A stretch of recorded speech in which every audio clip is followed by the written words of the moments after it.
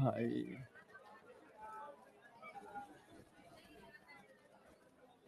कहाँ गया?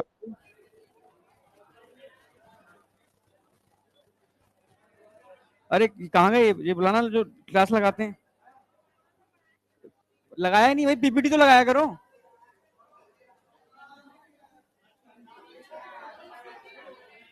पीपीटी है? अच्छा फोन स्विच ऑफ हो गया, ओके।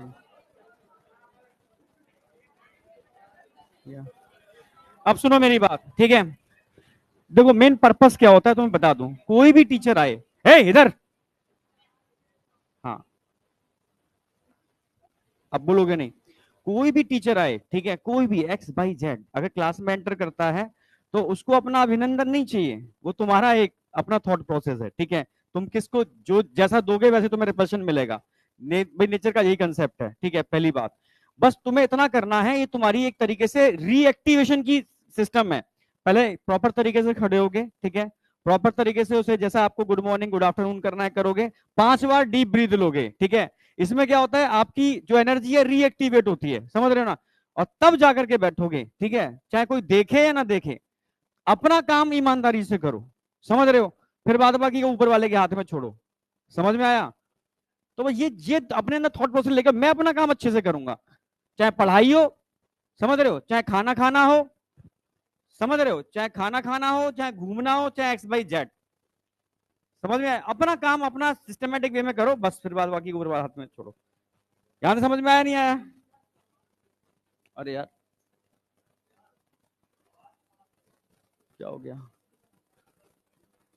अच्छा हाँ। हाँ, तुम में से किसका ब्लड ग्रुप चेक नहीं हुआ था? ओ भाई, मैं आज चेक करूंगा किसी एक का।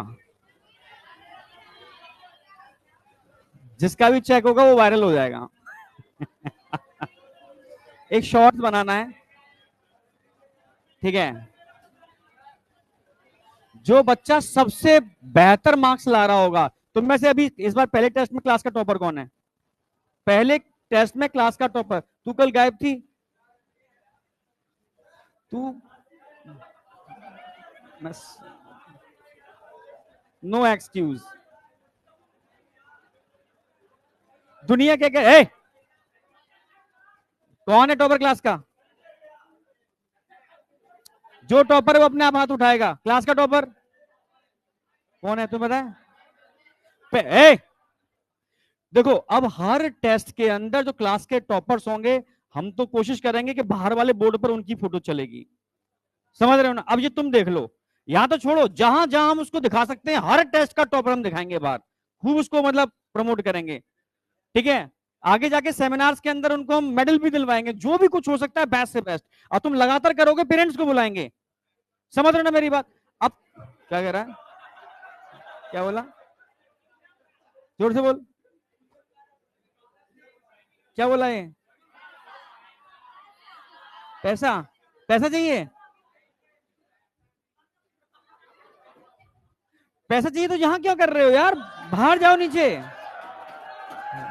रिक्शा चलाओ, 50 काम है। देखो दो चीजें हैं, जिसको अभी पैसा चाहिए मिल जाएगा, ठीक है? तुम्हें अगर पार्ट टाइम जॉब चाहिए मैं दे दूंगा, ठीक है? हाँ बिल्कुल। क्या बेटा? कुछ भी, कैमरामैन बनवा लें, कुछ भी बनवा लें, ठीक है? रिक्शा चलवा लें, नीचे हमारे पर रिक्शे भी खड़े हैं। पैसा चाहिए तो, ठीक है? अगर तुम्हें वास्तव में एजुकेशन चाहिए, 3 इडियट में, 3 इडियट देखिए, 3 इडियट देखिए, उसको फॉलो कर लो। अगर तुम ईमानदारी से अपने काम पर, जो पढ़ाई है उस पर ध्यान देते हो, समझ रहे हो, पैसा झक मार के पीछे आएगा। और पैसे के पीछे भागोगे, पैसा तुमसे दूर भागेगा। वाव से नहीं होता है, ये रियलिटी है बेटा। समझ रहे हो ना? ये अपने अंदर सोचना पड़ेगा, ये फीलिंग। तुम शायद, देखो मैं, देखो आज की डेट में मैं खुल के बोल रहा हूं, ठीक है? आज की तुम जितने भी तुम टॉप लोग उठा लो, विल गेट से लेकर के कोई भी उठा लो, जरा उनकी लाइफ हिस्ट्री पढ़ लो एक बार।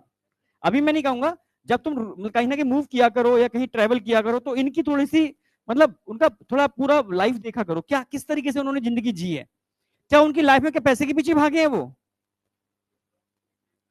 को तुम्हारे दिमाग में जो भी कर चल रहा हो, ठीक है, अच्छा चलो मैं अपनी बात कर लूं, तुम शायद मानोगे नहीं मानोगे, तुम्हें बिलीव नहीं मानोगे, मैंने आज तक जब से मैंने ज्वाइन किया है इस फील्ड को, इससे पहले मैं सीधे सीधे फेलोशिप में था, ठीक है, गवर्नमेंट से पैसे मिलते थे, ठीक है, 24,000 रुपए एक फेलोशिप, जानते हो क्या होती है?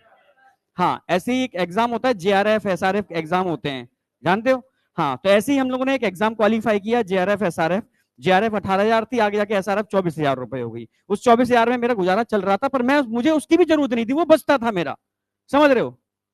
समझ नहीं समझे? उसमें मेरी कार की इंस्टॉलमेंट निकलती थी बस, जो कार मैंने स्टार्टिंग में ली थी, अब से उसकी बेस पे कार मुझे मतलब मिली थी, कोई नौकरी वोकरी नहीं करता था मैं, ठीक है, समझ रहे हो? अपनी रिसर्च करता था, अपना ये काम करता था, बहुत मस्त एकदम जिंदगी जीता था, पर पैसे के पीछे नहीं भागा मैं, ठीक है। उसके बाद जब जरूरत पड़ी थोड़ी सी जॉब की, तो साइंटिस्ट बी साइंटिस्ट सी के लिए निकल रही थी जॉब, ठीक है, मैं अप्लाई करता था, तो पीछे से नहीं पैसा चल जाता था। करप्शन तो सभी जगह है भाई, तुम्हें लग रहा नीट में करप्शन है?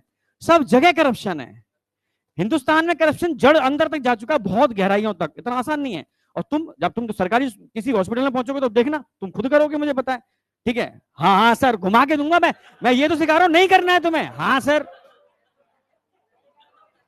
मतलब यार तुम्हें सिर्फ ये समझाने में लगाऊं कि तुम्हें ऐसा नहीं बनना है, ठीक है। जब जब मैं रिसर्च में था, मैं 2 मिनट सुन लो मेरा, ठीक है, बिलीव नहीं करोगे, मैंने शायद कोई इंस्टीट्यूट नहीं छोड़ा है, वाडिया रिसर्च इंस्टीट्यूट, मतलब जियोलॉजी का बहुत बड़ा इंस्टीट्यूट है देहरादून के अंदर, वहां काम किया, एम्स के अंदर बहुत काम किया मैंने, ठीक है, बायोटेक्निक डिवीजन के अंदर, आईसीएमआर के जितने भी इंस्टीट्यूट थे इंडिया के अंदर, क्योंकि आईसीएमआर के जो डायरेक्टर जनरल हैं, बहुत बड़ी बात होती है डायरेक्टर जनरल, जितने भी तुम्हारे मेडिकल कॉलेजेस हैं, ठीक है, लाइक एम्स, जितने भी मेडिकल कॉलेज सब उनके अंडर में आते हैं, ठीक है, टॉप मोस्ट ऊपर टॉप होती है ICMR, Indian council of medical research, उसके जो डीजी हैं, ठीक है, उनके अंडर में मेरी पूरी रिसर्च है, पूरी रिसर्च उन्हीं के अंडर में, सारे रिसर्च पेपर पे भी उन्हीं का नाम लिखा हुआ है, डॉक्टर वीएम कटोच, ठीक है।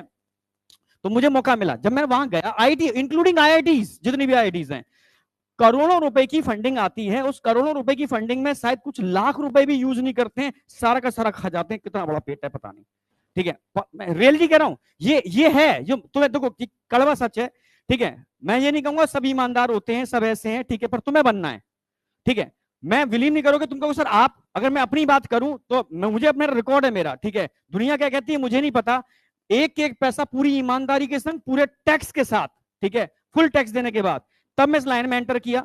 स्टार्टिंग मेरी मतलब आकाश से हुई थी, ठीक है, ऑफिशियली जो स्टार्टिंग हुई थी वो आकाश से हुई थी, ठीक है, वो भी मजबूरी था कि आईसीएमआर के ठीक सामने आकाश का इंस्टीट्यूट था दिल्ली में, सायुतक्स में, परेशान था, कुछ नहीं मिल रहा था, लाइक वॉकिंग कर लेते हैं, ठीक है, जब जॉब नहीं मिल पा रही है उधर, तो यहाँ भी देख लेते हैं, क्योंकि उधर में जो जैसे नेट होता है ना, ऐसे जेआरएफ एसआरएफ के बच्चे होते हैं जो एमएससी कर चुके होते हैं, उनको तो पढ़ाता ही था मैं, ठीक है, नेट गेट की तैयारी कराता था मैं, तो मैंने ये छोटा सा एग्जाम है लाओ उसमें ट्राई मार लेते हैं, ठीक है, वहां गए तो मतलब मैं तो ऐसे ही गया था, ठीक है, था बॉटनी का, जूलॉजी की वैकेंसी थी, दे दिया पेपर, उसी में हो गया, तो भाई यहाँ 18,000 रुपए मिल रहे थे मुझे, 18 24 हो गए थे, 24,000 मिल रहे थे एसआरएफ के अंदर, और वहां थोड़ा सा मुझे एकदम ट्रिपल चप्पल मिल गया एकदम, उनके लिए बहुत कम था, ठीक है, उन्होंने खुद मुझे मतलब ऑफर किया, मैंने मुझे पता नहीं क्या होती है सैलरी, ठीक है, मैं ये बताना चाह रहा हूँ कि पीछे नहीं भागना है पैसे के, मुझे नहीं पता क्या होती है, पर वो मेरी वहां पे सबसे कम थी, ये मुझे नहीं पता था, मैं बहुत खुश था, पगला गया था, वो इतना पैसा देते हैं ये लोग, तो ये तो ए ग्रेड जॉब में नहीं देते हैं, तो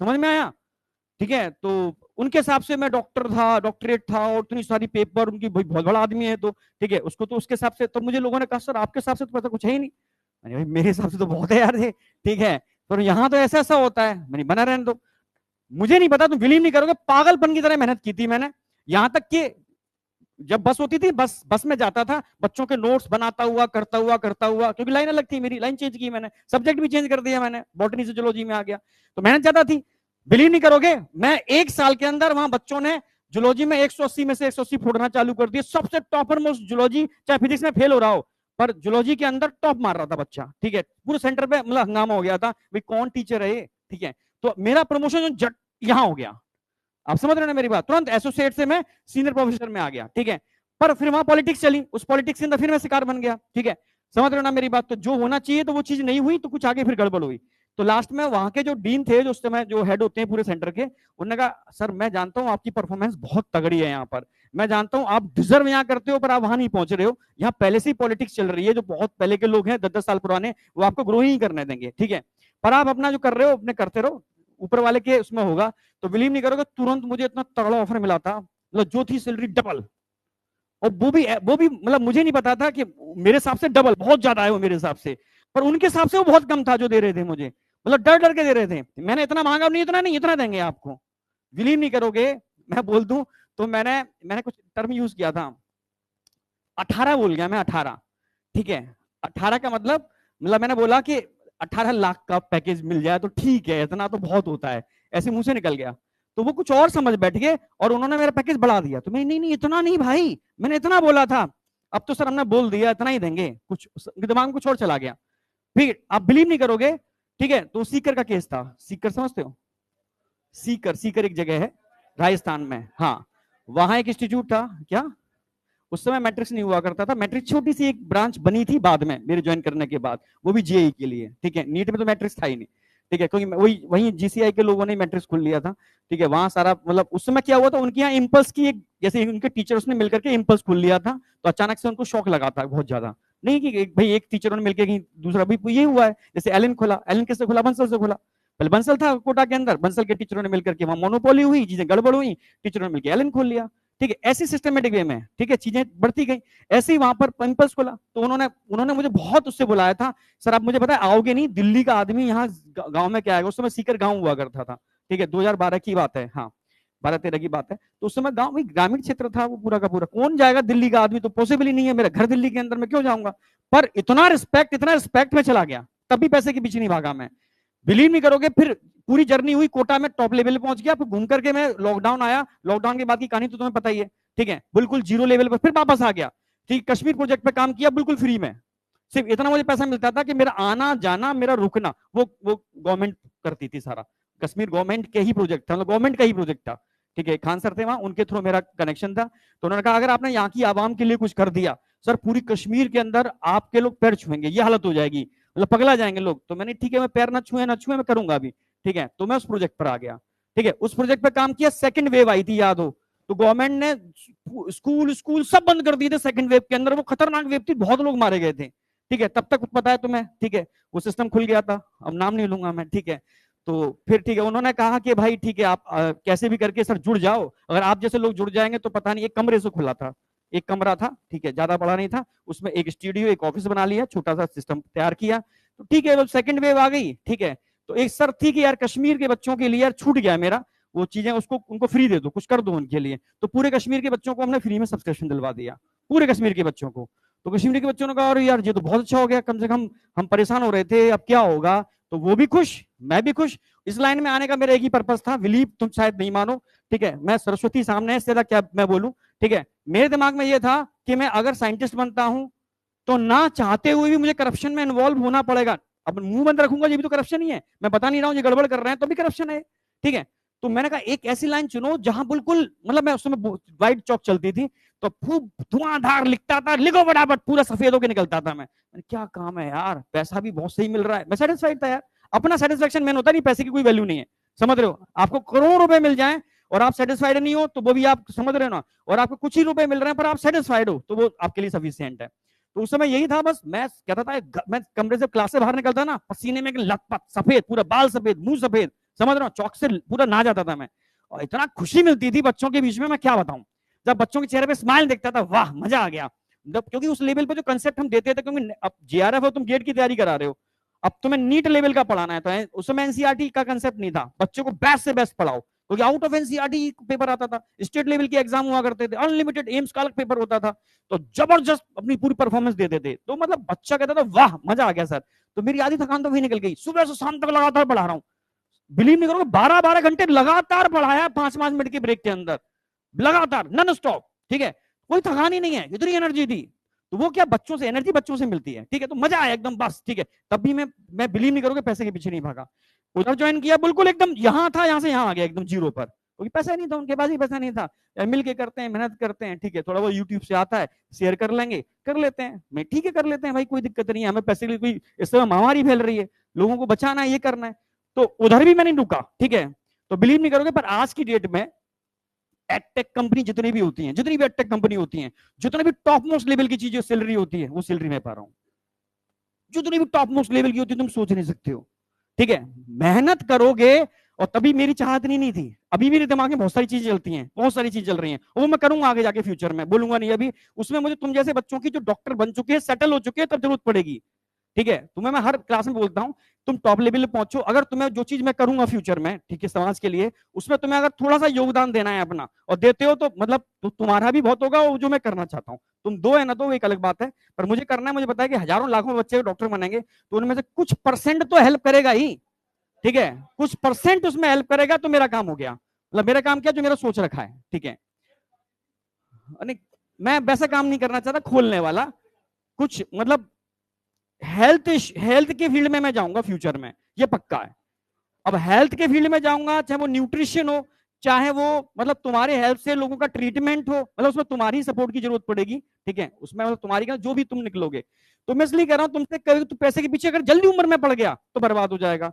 ठीक है, अगर तू एक स्टेप, मतलब तू बस काम के पीछे पड़ अपना, बस तेरा टारगेट कितना है, इतना टारगेट है कि सर जो अगला टेस्ट आ रहा है बस वो मेरा टारगेट है, मुझे नहीं पता दुनिया में आगे क्या होना है, क्या होना है। मेरा टारगेट सिर्फ मेरा टेस्ट है। बस तू उसको उसको पागलपन की तरह से कर ले। जब वो टेस्ट तेरा पूरा हो जाए, अगला टारगेट, सर मेरा अगला टेस्ट है, मुझे नहीं पता नीट क्या होता है, ये टेस्ट क्वालिफाई करना है। ध्यान सुना मेरी बात। अगर तुम अपने टेस्ट को ही अपना माई बाप मान लो, समझ रहे हो ना मेरी बात, बस उसी के लिए पागलपन की तरह काम करो, सिर्फ उसी के लिए। मैं सच कह रहा हूं, पैसा तो झक मार के पीछे भागेगा, तू तेरी कल्पना से परे। तो तुम जिस फील्ड में हो ना यार, बहुत मतलब आज की डेट में सबसे ज्यादा पैसा अगर कोई है तो मेडिकल फील्ड में, अनलिमिटेड। जैसे मैं भी उसमें फोर्टिस में गया था अपनी गाड़ी खड़ी करने के लिए, मेरा फ्लोर फोर्थ पर था, थर्ड फ्लोर और फर्स्ट सेकंड थर्ड फ्लोर पर डॉक्टर्स की गाड़ी खड़ी थी।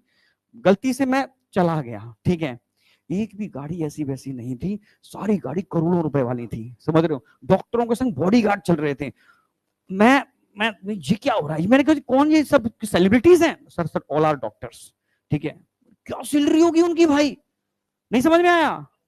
तुम अरे एक करोड़ों की गाड़ियां हैं, 3 करोड़ 5 करोड़, जितनी टॉप मोस्ट ब्रांड्स देखे हैं सारे मैंने देखी भाई, एकदम लगी पड़ी है एक से एक टॉप लेवल की। तो ये है पैसा भाई, आप समझ रहे हो। एक एक दिन के अंदर, और मिश्रा जी हैं मेरे मेरे खुद जानकार हैं, वो एक सर्जरी के 5 लाख लेते हैं, एक दिन में कम से कम 4 सर्जरी करते हैं, ब्रेन सर्जरी कम से कम 4 सर्जरी, 20 लाख तो सीजन कैसे होते हैं एक दिन के अंदर। तुम क्या कमाओगे भाई, कितना खर्च कर लोगे? 50 लाख पर डे अगर आदमी लेके चल रहा है तो तुम, मैं तभी कह रहा हूं, मैं उससे इसलिए कह रहा हूं, उसका एग्जांपल लेके मैं कह रहा हूं कि अभी तुम सिर्फ इतना टारगेट रखो कि मेरा टारगेट अगला टेस्ट है, फिर अगला टेस्ट है, फिर अगला टेस्ट है। ठीक है, नीट तो अपने आप हो जाएगा भाई, समझ गए ना। और नीट हो जाएगा, एम जैसा कॉलेज मिल गया तो तुम तो दुनिया में फेमस हो जाओगे भाई, समझ गए ना। रियलिटी है, ये रियलिटी है बेटा, वापस आओ। समझ में आया? तो तुम्हारे अंदर जुनून सिर्फ एक ही होना चाहिए कि सर मुझे टेस्ट क्वालिफाई करना है बढ़िया लेवल का, और तुम्हें स्टार हम बना देंगे, ये हमारी जिम्मेदारी है। समझ में आ गया? बस अब आगे आ जाओ। तो सीधी सी बात है, only focused on your target. और मैं दिल से कह रहा हूं, मैं आज तक किसी भी इंस्टीट्यूट में मैंने पैसे की डिमांड नहीं की, किसी भी इंस्टीट्यूट में, इंक्लूडिंग यहां, इंक्लूडिंग कहीं पर भी। कोई भी मुझसे ये कह दे कि ये भाई इस बंदे ने, जिन्होंने ऑफर किया, अगर कोई ऑफर कर रहा है चाहे वो कितना भी हो, लोगों को बुरा लगे चाहे लोग उसको कितना भी करोड़ बोले, क्या फर्क पड़ता है। मैंने ईमानदारी से, उसको लग रहा है मैं रिजर्व करता हूं तो देगा, मुझे क्या फर्क पड़ रहा है। वो देने वाला एग्री है, लेने वाला एग्री है, काम का वो देता है, तो क्या बुरा है, क्या क्या गलत कर ली, किसी की चोरी थोड़ी ना की, डकैती थोड़ी डाली हमने। ठीक है, जो भी लोगों ने जो खूब किया वो बिजनेस पॉइंट ऑफ व्यू था। ठीक है, बिजनेस के पीछे की जो कहानी देखते हो तो सब मिलते हैं, सब करते हैं। ठीक है, आज भी मेरा सबसे इंटरेक्शन है, सबसे फोन पे बातें होती हैं, सबकी सबसे होती हैं। ठीक है, समझ रहे हो, जैसे नेता होते हैं सब आपस में मिले रहते हैं, और बेचारी जनता परेशान है, बच्चा यहाँ सोच रहा है क्या हंगामा हो गया, वहां सब एक दूसरे से बातें कर रहे हैं। अरे यार यही होता है यार, मैं सच कह रहा हूं। मैं रियलिटी कुछ और है और कुछ और होता है, इसलिए कूल रहा करो, अपना टारगेट से बनना फोकस। दुनिया में क्या चल रहा है, ऐसी कम तैसी में जाने दो, मतलब सॉरी टर्म यूज कर दिया, मतलब समझ गए ना मेरी बात, मतलब भाड़ में जाने दो। मतलब अपना फोकस एक है, जो टेस्ट आने वाला है, breathing and exchange of gases chapter होगा इस वाले टेस्ट के अंदर, इसको फाड़ के रख देंगे, तोड़ के रख देंगे, टॉप लेवल के लेके आएंगे। समझ में आया? अगला टेस्ट, फिर अगला टेस्ट, फिर अगला टेस्ट। तुम्हें आगे की नहीं सोचनी है, बस टेस्ट के बारे में सोचना और कुछ नहीं सोचना। मैं सच कह रहा हूं, और कुछ मत सोचो, कौन सा कॉलेज, कौन सा सिलेक्शन, क्या होगा मेरा मुझे नहीं पता, बस मेरी माई बाप, मेरा टेस्ट है, बस, और कुछ भी नहीं, कुछ भी नहीं सोचना इसके अलावा। अब आ जाओ।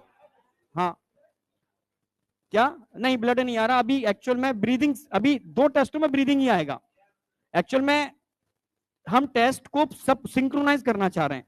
सिंक्रोनाइज का मतलब है हम सारे बच्चों को एक साथ लेवल पे लाना चाह रहे हैं, जिससे कि सब टेस्ट एक जैसे, मतलब सबका तुम रैंक हम एनालिसिस कर पाए। समझ रहे हो ना? तो उसके लिए हमें अभी जो 4th बैच बन रहा है, और भी जगह 4th बैच सेंटर में बन रहा है, तो हम सबको एक लेवल पे ला करके फिर रैंक निकालना चाहते हैं, फिर टॉप रैंक पर काम करना चाहते हैं, कुछ इस तरीके से है।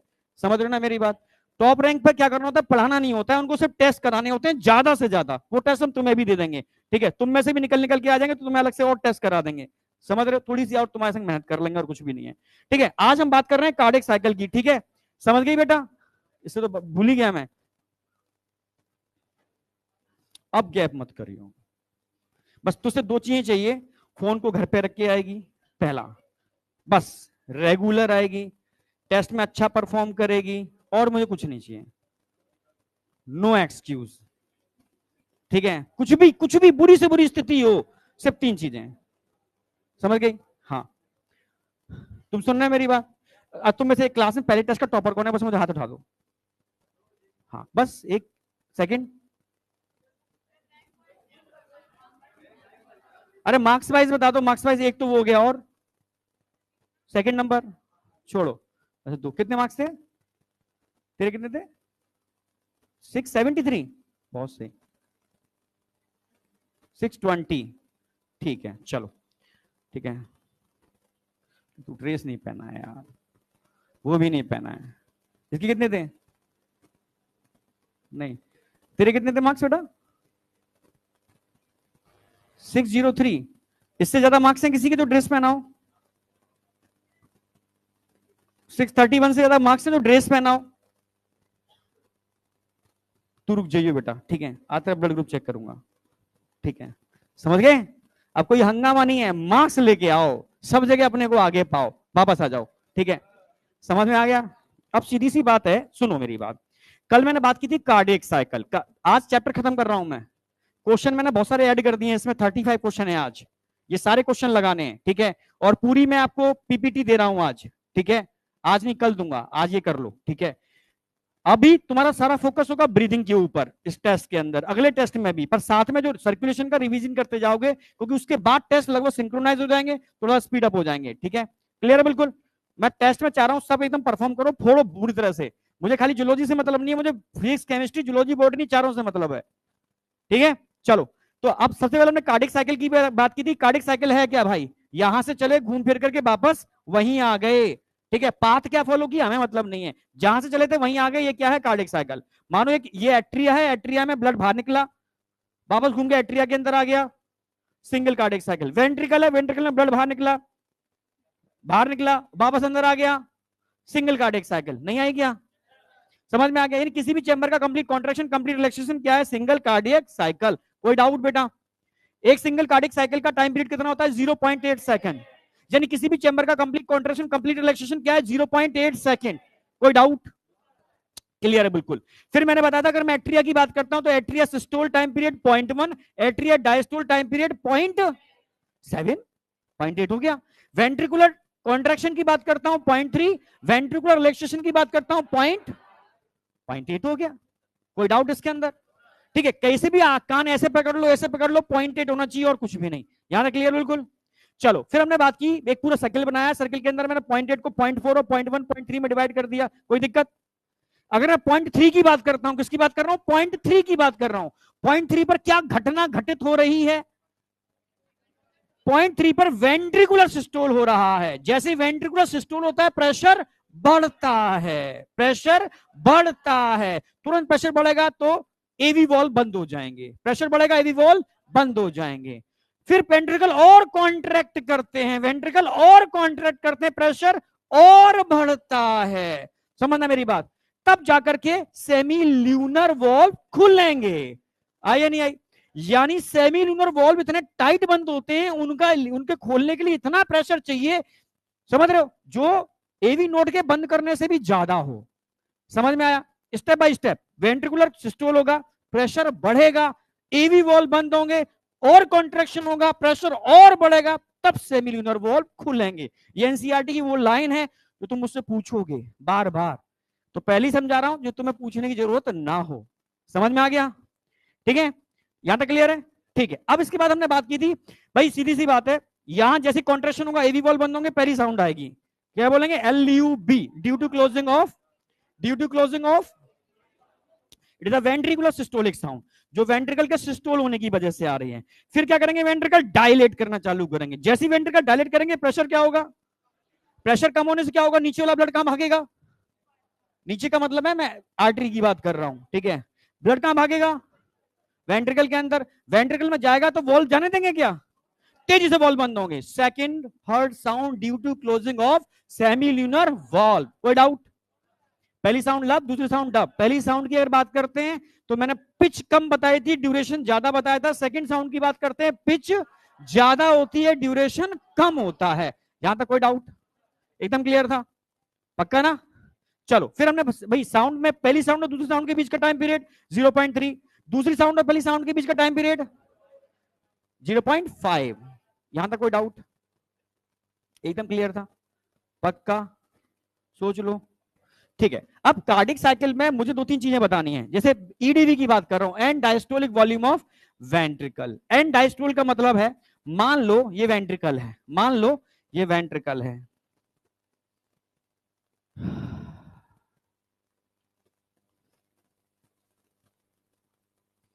ये बोतल तुम्हारी है क्या? भरी बोतल चाहिए,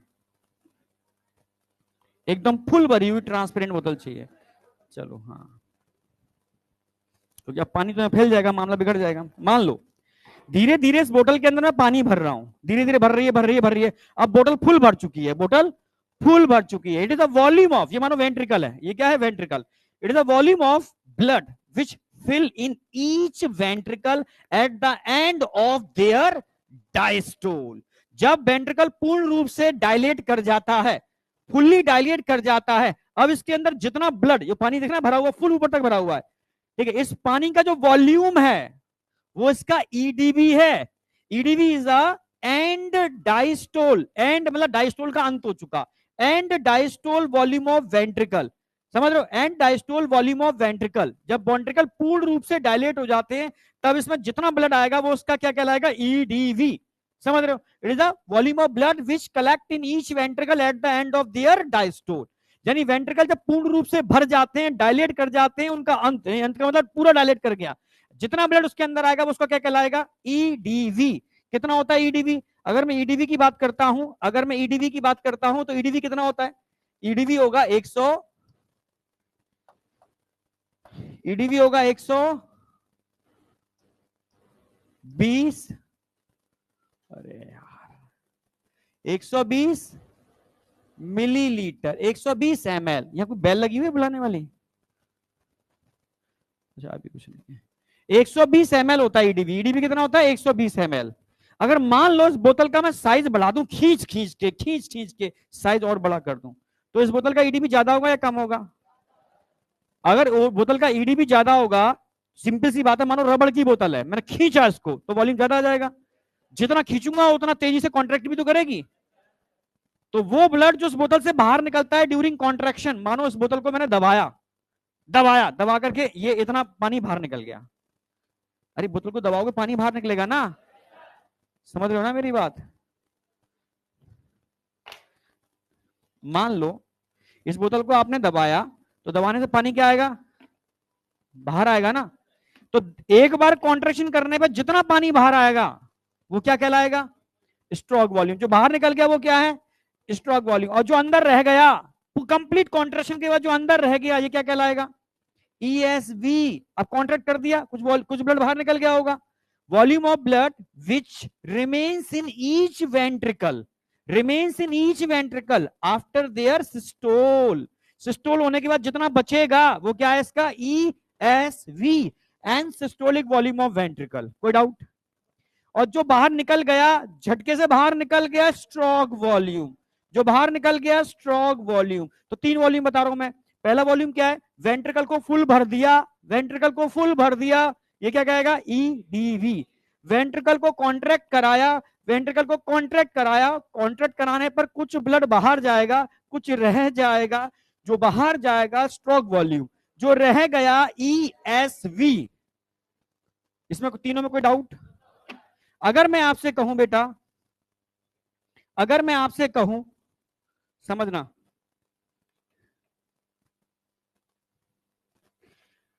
कि साइज ऑफ वेंट्रिकल मैं बढ़ा दूं, साइज ऑफ वेंट्रिकल बढ़ा दूं, तो ईडीवी पर कुछ असर आएगा? बढ़ जाएगा। ठीक है, यानी ईडीवी डायरेक्टली प्रोपोर्शनल टू किसके होगा? साइज ऑफ वेंट्रिकल के, साइज ऑफ वेंट्रिकल। वो बोतल बनाने की जरूरत है, क्योंकि ऑफलाइन में जरूरत नहीं होती, ऑनलाइन में चीजें बताने पड़ती हैं, कोई बच्चा समझ में नहीं आता क्या समझ पा रहा है नहीं समझ पा रहा। ठीक है, तो यहां तुम जो भी तुरंत पूछना मुझसे, ईडीवी डायरेक्टली प्रोपोर्शनल टू किसके होगा? साइज ऑफ वेंट्रिकल के। अगर वेंट्रिकल का साइज ज्यादा है तो ईडीवी ज्यादा होगा, सिंपल सी बात। एथलीट्स हैं, एथलीट्स दौड़ लगाते हैं, भागते हैं, एक्सरसाइज करते हैं, कार्डियो करते हैं, तो उनका हार्ट क्या होता है? खिंच जाता है, वेंट्रिकल खिंच जाता है। खिंचने की वजह से क्या होगा? उनका साइज ऑफ वेंट्रिकल बढ़ जाएगा, तो ईडीवी क्या होगा? बढ़ जाएगा, सिंपल सी बात, समझ रहे हो? तो ईडीवी क्या होता है? It is the volume of blood which collect in each ventricle. लिखा उस चीज को भी, क्या जरूरत है? जरूरत है, लिखा दो उसको। ऐसे मत करो दूसरा मना कर रहा है तो मैं भी मना कर दूं।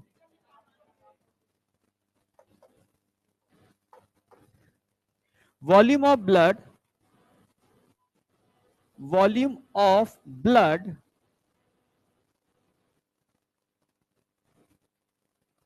which collect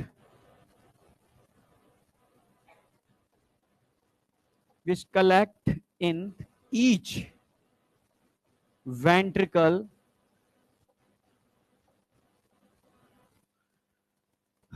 रुक जाइए बेटा, कहां गया वो? 2 क्लास हो जाए ना उसके बाद रुक जाना। ठीक है, इस क्लास में ही ब्लड ग्रुप टेस्ट करेंगे। 2-4 बच्चे इसके साथ के दोस्तों वो भी रुक जाना। ठीक है, हाँ दोस्त की तरह रुक जाना, समझ रहे हो? ब्लड ग्रुप एक ही का चेक होगा। Volume of blood which collect in each ventricle at the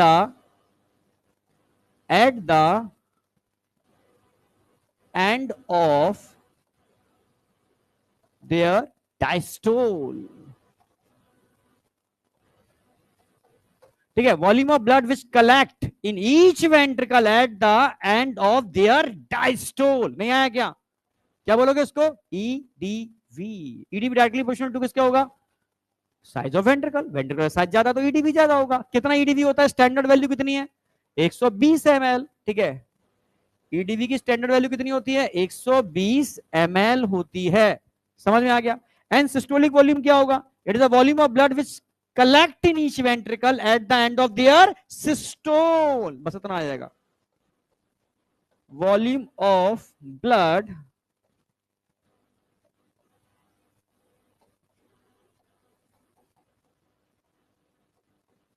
which collect in each ventricle at the end of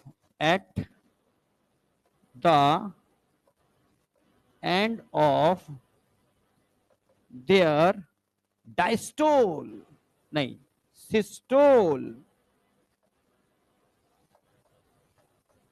यानी बना ही देता हूं मैं। मान लो ये एक बोतल थी, बोतल का मतलब ये था आपका वेंट्रिकल, हाँ या ना? इस वेंट्रिकल में आपने भर दिया पूरा गर्दन तक ब्लड, पूरा डायलेट हो चुका है। ठीक है, ये क्या कहलाएगा? ईडीवी। ठीक है, जिसका वॉल्यूम कितना होगा? 120 ml। आपने इस बोतल को दबाया, कॉन्ट्रैक्ट कराया, नहीं आया?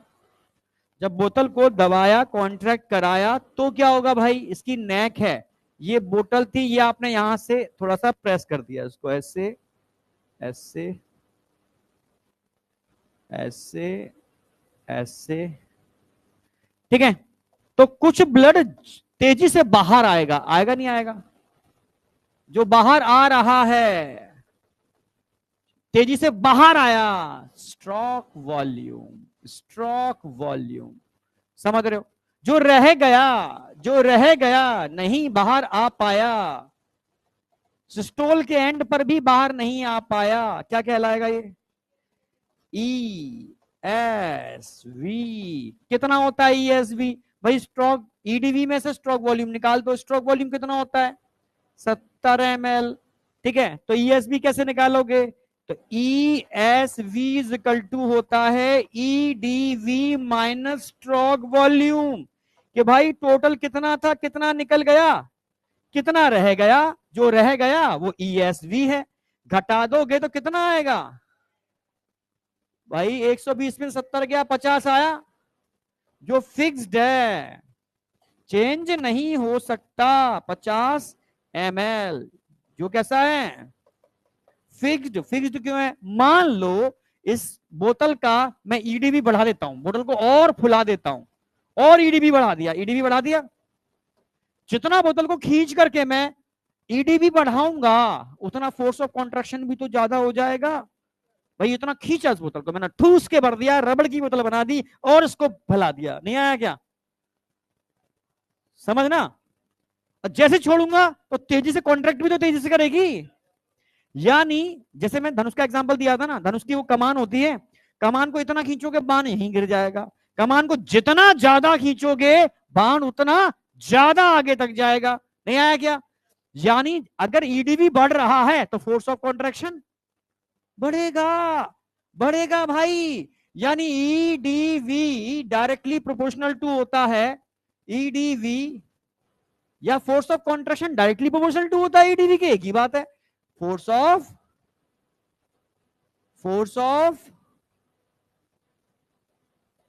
कॉन्ट्रैक्शन, और ईडीवी बढ़ेगा तो फोर्स ऑफ कॉन्ट्रैक्शन बढ़ेगा। अरे आई नहीं आई? समझना, चीजों को समझना है तो पूछना, नोट्स बनाने से काम नहीं बनेगा, नोट्स तो मिल जाएंगे, पूरा फोकस समझने पे लगाना। मैं पूछूंगा फिर, हाँ खाली लिखने से काम नहीं बनेगा। मैं आंखें देखता हूं बस, आंखें बोलती हैं, जानते हो, आंखें बोलती हैं, समझ रहे हो? हाँ तो गड़बड़ करोगे, आंखें बोल रही हैं तुम्हारी, अब तुम देख लो। मैं आंखें देख के बता दूंगा किसके समझ में आया, किसके नहीं आया, ये गारंटी बोल रहा हूं मैं। सिर्फ आंखें देख के बता दूंगा समझ में आया नहीं आया, चाहे तुम कितना भी ड्रामा कर लो, मुस्कुराओ आ गया, कुछ भी करो, ठीक है, वो मैं समझ लूंगा। ठीक है, तो सीधी सी बात है, जितना मैं इसका वॉल्यूम बढ़ाऊंगा उतना फोर्स ऑफ कॉन्ट्रैक्शन बढ़ेगा, मतलब स्ट्रोक वॉल्यूम बढ़ेगा, यानी ईडीवी डायरेक्टली प्रोपोर्शनल टू किसके होगा? Force of contraction. कोई डाउट? और फोर्स ऑफ कॉन्ट्रैक्शन बढ़ेगा तो स्ट्रोक वॉल्यूम भी तो बढ़ेगा भाई, यानी ईडीवी डायरेक्टली प्रोपोर्शनल टू होगा स्ट्रोक वॉल्यूम के। भाई तुम जितना तेजी से दबाओगे तो पानी उतना ज्यादा नहीं निकलेगा बाहर, नहीं आया क्या? तो स्ट्रोक वॉल्यूम भी तो बढ़ गया, यानी ईडीवी बढ़ेगा तो स्ट्रोक वॉल्यूम बढ़ेगा, बढ़ेगा। तभी तो मैंने क्या कहा, अगर तुमने इसका वॉल्यूम 120 से 140 कर दिया तो स्ट्रोक वॉल्यूम बढ़ जाएगा। क्यों बढ़ जाएगा? क्योंकि फोर्स ऑफ कॉन्ट्रैक्शन बढ़ रहा है, फोर्स ऑफ कॉन्ट्रैक्शन बढ़ेगा तो 70 की जगह 90 हो जाएगा, तो टोटल ये तो फिक्स ही रहा, इसमें कोई चेंज नहीं आएगा भाई। ईडीबी बढ़ाओगे फोर्स ऑफ कॉन्ट्रैक्शन बढ़ेगा, मींस स्ट्रोक वॉल्यूम बढ़ जाएगा। ईएसबी ऑलवेज फिक्स्ड कांस्टेंट, उसमें कोई चेंज ही नहीं होगा, ऑलवेज। क्या ईएसबी का मतलब क्या है? It is a volume of blood which collect in each ventricle at the end of there systole. पूरा सिस्टोल कर चुका फिर भी रह गया अंदर, वो निकलेगा ही नहीं बाहर। हाँ सारा खाली थोड़ा ना होता है वेंट्रिकल, कुछ ब्लड बाहर आता है, कुछ रह जाता है, कुछ बाहर आता है, कुछ रह जाता है, जो रह गया वो ईएसबी है, जो बाहर आ गया वो स्ट्रोक वॉल्यूम है। क्या कोई चीज खाली नहीं होती है? तुम्हें क्या लगता है चीज खाली हो गई, खाली हो गया? कंटिन्यू मैकेनिज्म, कॉन्ट्रेक्शन हुआ, रिलैक्स हुआ, फिर कॉन्ट्रेक्शन हुआ, कंटिन्यू मैकेनिज्म चल रही है, वो ब्लड फ्लो कर रहा है, वो पीछे कंटिन्यू फ्लो होता जा रहा है, होता जा रहा है। तुम्हें लग रहा है कि गैप नहीं आ रहा किसी के बीच में, एक मैकेनिज्म थोड़ी ना हो रही कि एक बार सर ने कॉन्ट्रैक्ट किया शांत हो गया, वो कंटिन्यू मैकेनिज्म चल रही है ना। समझ में आई नहीं आई? आई या नहीं आई? ब्रेकफास्ट करके आया था भाई, बस शाम तक चीखना है, ऐसे थोड़ी ना काम चलेगा। तुम्हारी तरह थोड़ी ना खाली पेट चले जाते हैं, कुछ करके आते हो, नहीं आते हो? और बहुत हेल्दी ब्रेकफास्ट करता हूं मैं। हाँ मैं पूरा चना, मोट या सत्तू, सत्तू भी ले सकते हो, ठीक है। और फल भी मैंने यूज कर दिए जब से यहाँ आ गया हूँ। तो एप्पल या इस समय आम आ रहा है बढ़िया। हाँ भाई, 2 आम पर डे खा लेता हूं मैं, ठीक है। एक सुबह एक शाम। शाम को खाना छोड़ दिया है मैंने, ठीक है। शाम को सिर्फ मैं फल खाऊंगा, ये सलाद खाऊंगा, ठीक है, जिससे कि एकदम पेट दुरुस्त रहे, बिंदास रहे। 12 बजे तक हैवी डाइट ले लो, 2 बजे तक, मतलब जब दिन होता है तब हैवी डाइट खाओ, और शाम को भिखारियों वाली डाइट खाओ। पर मजबूरी है, तुम्हारी एज पर क्या होता है ना, मेरे अंदर भी था यार, इसलिए है, भूख नहीं लग जाता है। हॉस्टल वाले को पैसे दिए हैं, वसूल करने हैं। भूख 3 रोटी की है पर 5 खाएंगे, छोड़ेंगे नहीं।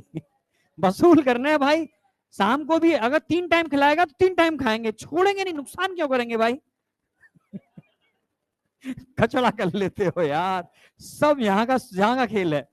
मैं सच कह रहा हूँ, ऐसे ही तुम झूठ नहीं बोलना, ऐसा होता है नहीं होता, तो बता के नहीं रहे हो, ऐसा ही होता है ना, नहीं होता है, चुप रहे, ऐसा ही होता है, सबके संग होता है। ये फैक्ट, वो सच्चाई है भाई, तुम मानो ना मानो। देखो तुम पैसे दे रहे हो ना, तुम्हारा पर डे का डाइट इंक्लूड है, तुम इंटू करते हो, अच्छा एक दिन का इतना पैसा हो रहा है, अगर नहीं खाएंगे तो नुकसान हो जाएगा। इसमें पैसा दिया है ना, समझ में आ गया। हाँ, फिर एक्चुअल में तुम कर क्या रहे हो, तुम इतना पैसा खर्च करके यहाँ आए, यहाँ आकर के तुम सिर्फ मैस वाले का खाना वसूल कर रहे हो। आज ये सोच लो कि आज अगर मैं यहाँ कोचिंग में आता हूं, इतने पैसे खर्च कर रहा हूं, एक दिन का खर्चा इतना निकल के आ रहा है, ठीक है, अब इसको वसूल कैसे करूं मैं, इसको ये कैलकुलेशन करना चालू करो ना, ठीक है। इतने दिन तक मैं पढ़ूंगा, इतने दिन तक इतना खर्चा आएगा, पूरा वसूल करना है मुझे एक एक दिन, और वसूल का रिजल्ट सिर्फ आपका टेस्ट के बाद ही आएगा। टेस्ट में मार्क्स आ रहे हैं तो वसूल किया, नहीं तो आप कैंटीन का ही वसूल कर पाओगे फिर, ठीक है। लौट के जाओगे 1 साल बाद कि हमने एक ही काम किया, कैंटीन का वसूल करके आए हैं, कोचिंग का वसूल करके नहीं आए। अब से तुम देख लो, ठीक है। ये इनमें इन 4 चीजों में कोई डाउट है, 1 2 3 4, सब लोग बताओ। पीछे ब्लू टी शर्ट, पक्का, नाम क्या है तेरा, फैजल ना, फैजल सही बोला मैं, फैसल, अच्छा ठीक है। तेरा नाम क्या है बेटा, कहां गया वो ब्लैक टी शर्ट, ढंग से बोल।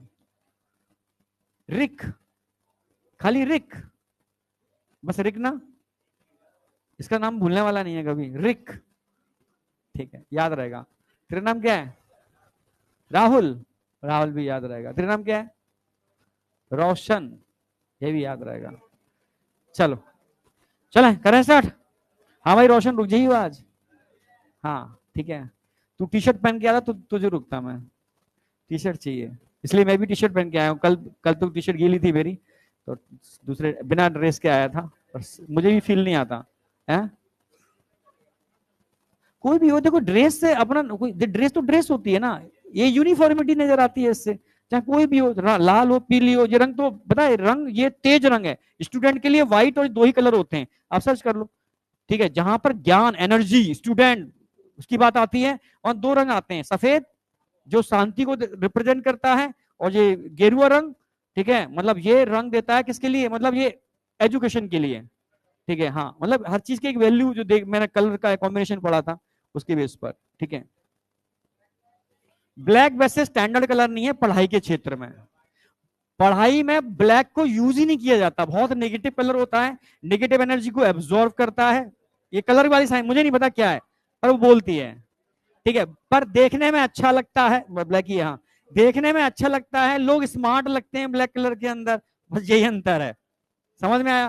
पर सही नहीं होता, मतलब यहां तक कोई डाउट है किसी को, स्ट्रोक वॉल्यूम भी क्लियर हो गया। तो स्ट्रोक वॉल्यूम में मैं ये लिख सकता हूं ना, it is the volume of blood which pump by each ventricle. अगर 2 वेंट्रिकल हैं, अगर 2 वेंट्रिकल हैं तो इस वेंट्रिकल का स्ट्रोक वॉल्यूम अलग होगा, इस वेंट्रिकल का स्ट्रोक वॉल्यूम, ऐसा नहीं है कि मैं स्ट्रोक वॉल्यूम का मतलब है दोनों वेंट्रिकल का वॉल्यूम ना, volume of blood which pump by each ventricle during single systole, एक बार सिस्टोल करने पर एक वेंट्रिकल से जितना ब्लड बाहर आता है, एक बार कॉन्ट्रैक्ट करने पर एक वेंट्रिकल से जितना ब्लड बाहर आता है वो उस वेंट्रिकल का, कोई डाउट, बहुत बढ़िया। ठीक है, कोई डाउट नहीं है। It is the volume of blood, volume of blood, volume of blood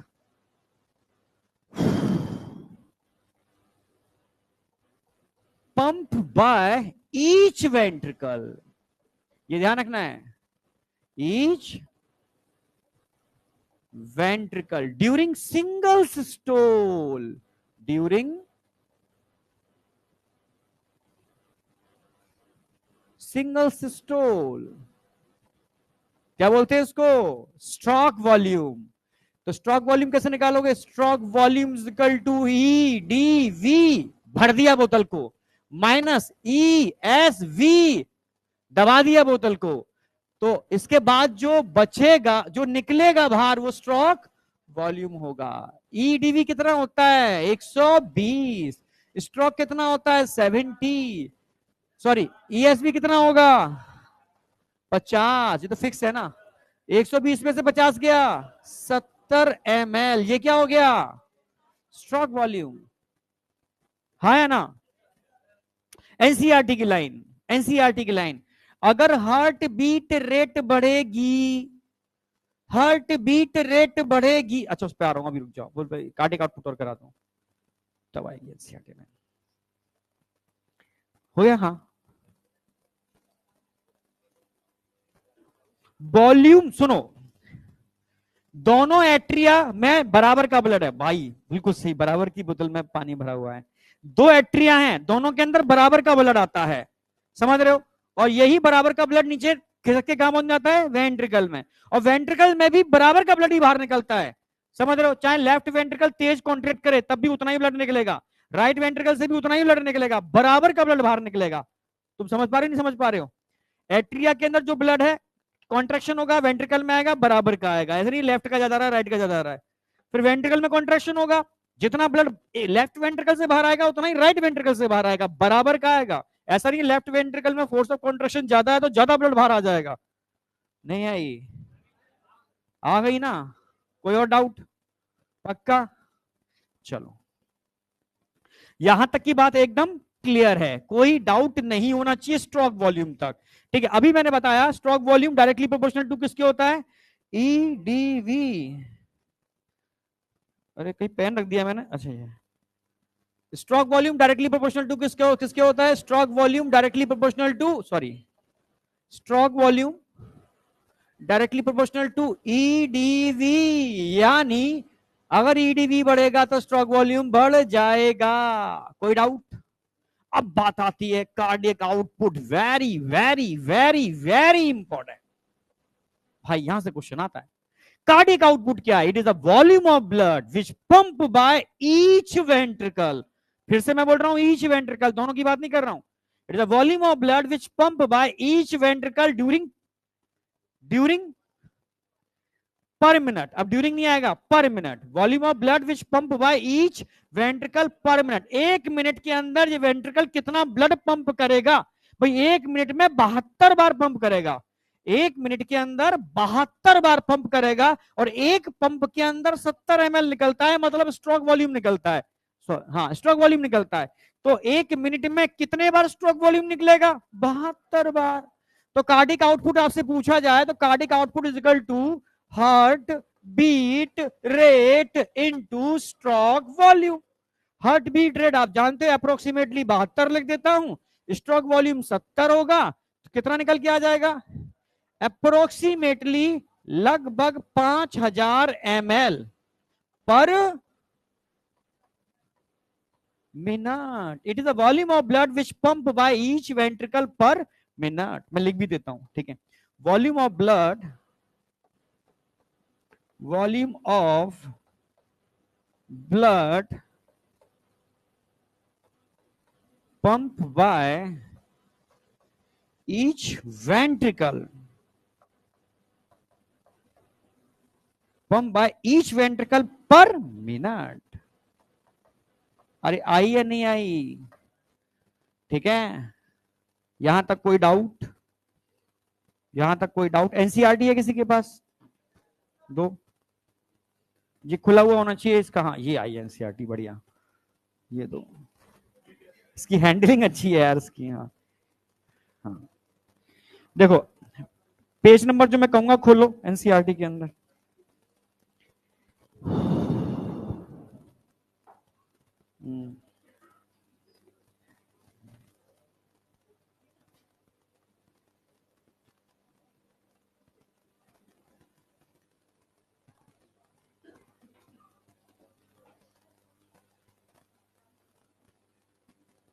देखो पेज नंबर एक तो आ जाए 285 पर, आ गए?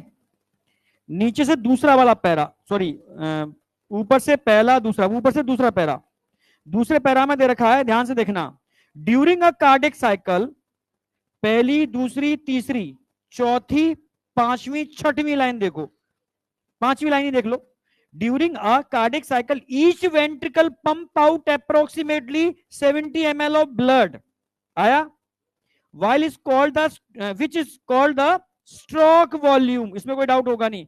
the stroke volume multiply by the heart rate, मतलब एक ही बात है, ठीक है, बीट पर मिनट, इसको हार्ट रेट बोलते हैं। इसको क्या बोलेंगे? कार्डियक आउटपुट, ठीक है। फिर आगे आ गया, therefore the cardiac output can be defined as the volume of blood pump out by each ventricle per minute, जो कितना होगा? 5000 ml या 5 litre in healthy individual. The blood has the body has the ability to alter the stroke volume as well as heart rate and thereby the cardiac output। समझना, ये line underline करो, underline करो। The body has the ability to alter the stroke volume, to alter the stroke volume as well as heart rate and heart rate, फिर कहां गया? and thereby the cardiac output, underline करी। For example, the cardiac output in healthy much higher than that of ordinary, ठीक है। Athletes का cardiac output ज्यादा होता है। एक क्यों ज्यादा होता है एथलीट्स का कार्डियक आउटपुट? क्योंकि उसका स्ट्रोक वॉल्यूम ज्यादा होता है। समझ में आया? ठीक है, हार्ट बीट रेट नहीं बोलोगे, क्योंकि उसका स्ट्रोक वॉल्यूम ज्यादा होता है, इसलिए कार्डियक आउटपुट ज्यादा होता है। कोई डाउट? एक लाइन और मुझे बतानी है, शायद रेगुलेशन में होगा। कार्ड रेगुलेशन कहीं दिखा रखा है इसमें क्या?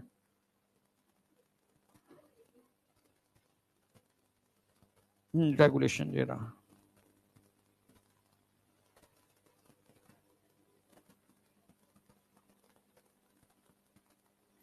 हाँ देखो, रेगुलेशन में आओ, रेगुलेशन खोल लिया। देखो, द स्ट्रेंथ ऑफ, पहली दूसरी तीसरी चौथी पांचवी छठवीं लाइन पर आओ, आ गए? The strength of ventricular contraction and there by the cardiac output. अच्छा, पूरी पूरी ऊपर से पढ़ना पड़ेगी, ऊपर लाइन आ जाओ, तीसरी लाइन आ जाओ। A special neural center in medulla oblongata can moderate the cardiac function, समझ में आ गया होगा। थ्रो ऑटोनोमस नर्वस सिस्टम, समझ में आ गया होगा। Neural signal through the sympathetic nervous system can increase the rate of heart beat. Sympathetic क्या काम करेगा? रेट बढ़ाएगा घटाएगा? बढ़ाएगा। अगर रेट बढ़ रही है, रेट बढ़ रही है तो स्ट्रेंथ बढ़ेगी घटेगी? स्ट्रेंथ ऑफ वेंट्रिकुलर कॉन्ट्रैक्शन बढ़ेगा, स्ट्रेंथ ज्यादा बढ़ेगी, और स्ट्रेंथ बढ़ेगी तो कार्डियक आउटपुट बढ़ेगा घटेगा? कार्डियक आउटपुट, क्योंकि स्ट्रेंथ बढ़ रही है, स्ट्रेंथ बढ़ रही है मतलब फोर्स ऑफ कॉन्ट्रैक्शन बढ़ रहा है, और फोर्स ऑफ कॉन्ट्रैक्शन बढ़ रहा है तो स्ट्रोक वॉल्यूम भी बढ़ेगा। कोई डाउट? इस पर बच्चे कंफ्यूज होते हैं, तो दोनों लाइनों को अंडरलाइन करो, यहीं से क्वेश्चन उठेगा। दो ही, यही पूरे इसकी कंफ्यूजिंग लाइन दो ही हैं। जब मैंने पूरी लाइन पढ़ी तो मुझे लगा ये दो लाइन में अंडरलाइन करा के आ जाऊंगा, दो ही कंफ्यूजन आएंगे, ठीक है। पहला कंफ्यूजन समझ में आ गया, मतलब पहली वाली लाइन में ये बताने की कोशिश कर रहा है कि अगर किसी भी इंसान का हार्ट बीट रेट चेंज होगा तो उसकी वजह से उसका कार्डिक आउटपुट भी चेंज होगा, उसका फोर्स ऑफ कॉन्ट्रैक्शन भी चेंज होगा, स्ट्रेंथ भी चेंज होगी, उसका स्ट्रोक वॉल्यूम भी चेंज होगा, सब पर अंतर आएगा। नहीं आई क्या? कोई डाउट? फिर इस लाइन में ये बता रहे रेगुलेशन में, अगर हार्ट बीट रेट बढ़ेगी, हार्ट बीट रेट बढ़ेगी, सिंपैथेटिक एक्टिवेट होगा तो हार्ट बीट रेट बढ़ेगी, तो फोर्स ऑफ कॉन्ट्रैक्शन बढ़ेगा, क्योंकि स्ट्रेंथ ऑफ कॉन्ट्रैक्शन बढ़ेगा। नहीं आया क्या? और ऐसा होने की वजह से उसका स्ट्रोक वॉल्यूम बढ़ेगा, कार्डियक आउटपुट भी बढ़ेगा। उधर उन्होंने एथलीट्स का भी एग्जांपल दे दिया। एथलीट्स के केस के अंदर स्ट्रोक वॉल्यूम ज्यादा होता है तो उसका कार्डियक आउटपुट ज्यादा होगा। ये 3 लाइनों में कोई डाउट है किसी को? बताओ। स्ट्रेंथ, फोर्स, स्ट्रेंथ, कितनी स्ट्रेंथ है तुम्हें, कितनी स्ट्रेंथ से कॉन्टेक्ट करता है वो कंसेप्ट है। डायलेट की बात नहीं कर रहे, अब हम यार हार्ट बीट रेट की बात कर रहे हैं। दिमाग के घोड़े दौड़ाओ, समझ रहे हो ना? घोड़े दौड़ाने हैं।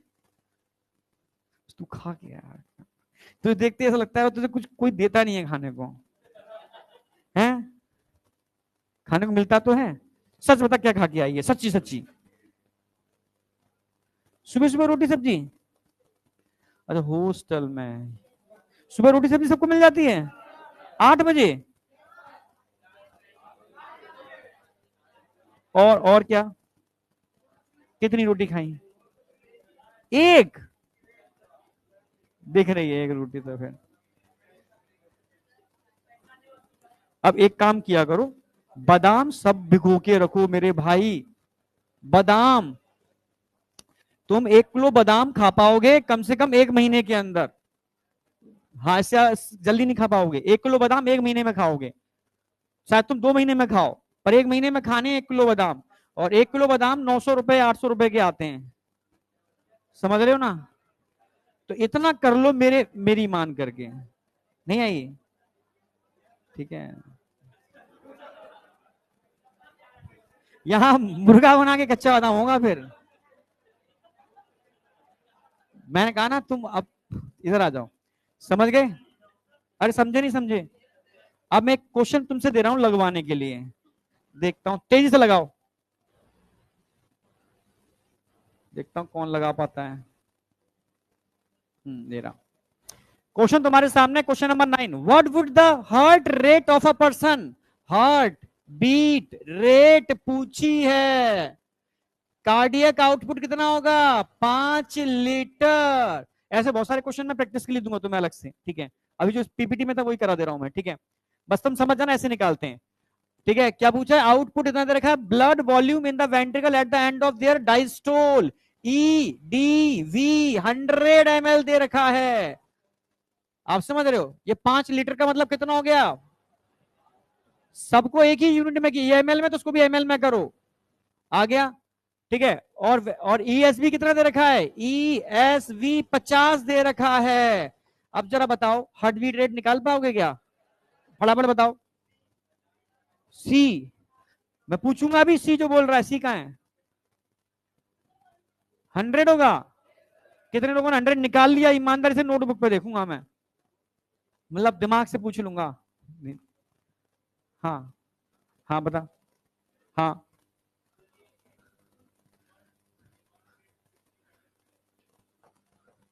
माइनस करके क्या निकाल लिया तुमने? 100 में से 50 माइनस करके क्या निकाल लिया? कितना आ गया स्ट्रोक वॉल्यूम? स्ट्रोक वॉल्यूम तुम्हें पता है, कार्डिक आउटपुट तुम्हें पता है, हार्ट बीट रेट निकालनी है। Heart beat rate is equal to क्या जाएगा? Cardiac output upon stroke volume. भाई 5000 अपॉन 50 कर दोगे, कितना आ गया? ये तो निकाल तो लेते हो ना? फिजिक्स वाले सर बोलते हैं बच्चों की मैथ बड़ी कमजोर है सर, सर पकड़ के बाल नोचने का मन करता है। अपना, वो अपना कहते हैं, तुम्हारा नहीं, ठीक है? ऐसा है क्या? अरे यार चलो, यहां तक कोई भी डाउट किसी को भी, 1% भी, 0.1% भी, पॉइंट? हाँ बेटा। एथलीट्स में कार्डियक आउटपुट ज्यादा इसलिए आता है क्योंकि उसका स्ट्रोक वॉल्यूम ज्यादा होता है। सर स्ट्रोक वॉल्यूम क्यों ज्यादा होता है? क्योंकि जब वो दौड़ लगाता है, एक्सरसाइज करता है, तो उसके वेंट्रिकल के ऊपर खिंचाव पड़ता है, और वेंट्रिकल के ऊपर खिंचाव पड़ने से वेंट्रिकल का साइज बढ़ जाता है, इसलिए उसका स्ट्रोक वॉल्यूम बढ़ जाता है। क्योंकि stroke volume directly proportional to किसके होता है? ईडीवी के। क्योंकि उसका ईडीवी बढ़ जाता है, क्योंकि उसका वेंट्रिकल का साइज बढ़ जाता है, इसलिए उसका स्ट्रोक वॉल्यूम बढ़ जाता है, इसलिए उसका कार्डियक आउटपुट बढ़ जाता है। आई या नहीं आई? कोई डाउट? आगे बढ़ जाएं, ऐसे क्वेश्चन मिलेंगे कर दोगे? हाँ हाँ बिल्कुल बिल्कुल। यस, फोर्स मैंने लिखा है भी ये शायद कहीं।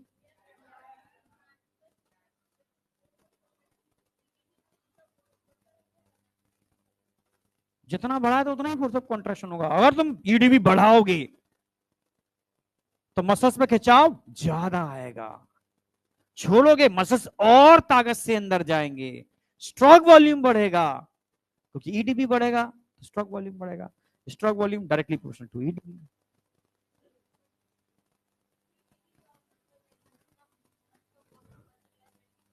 बच नहीं गया है, ईडीबी का मतलब होता है वेंट्रिकल का फुल भर दिया है आपने, and diastolic volume of ventricle, पूरा भर दिया, डायलेट कर दिया, वो है ईडीबी।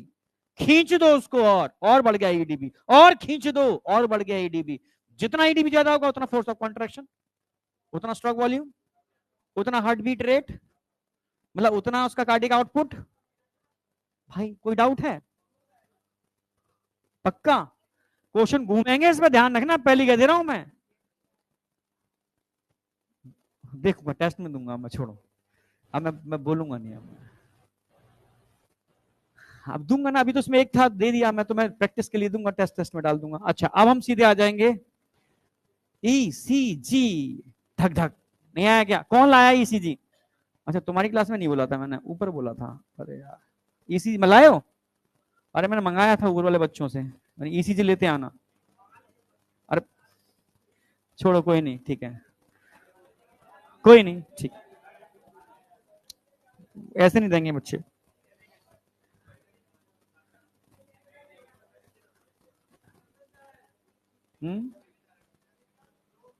कोई क्लास चल रही होगी ना,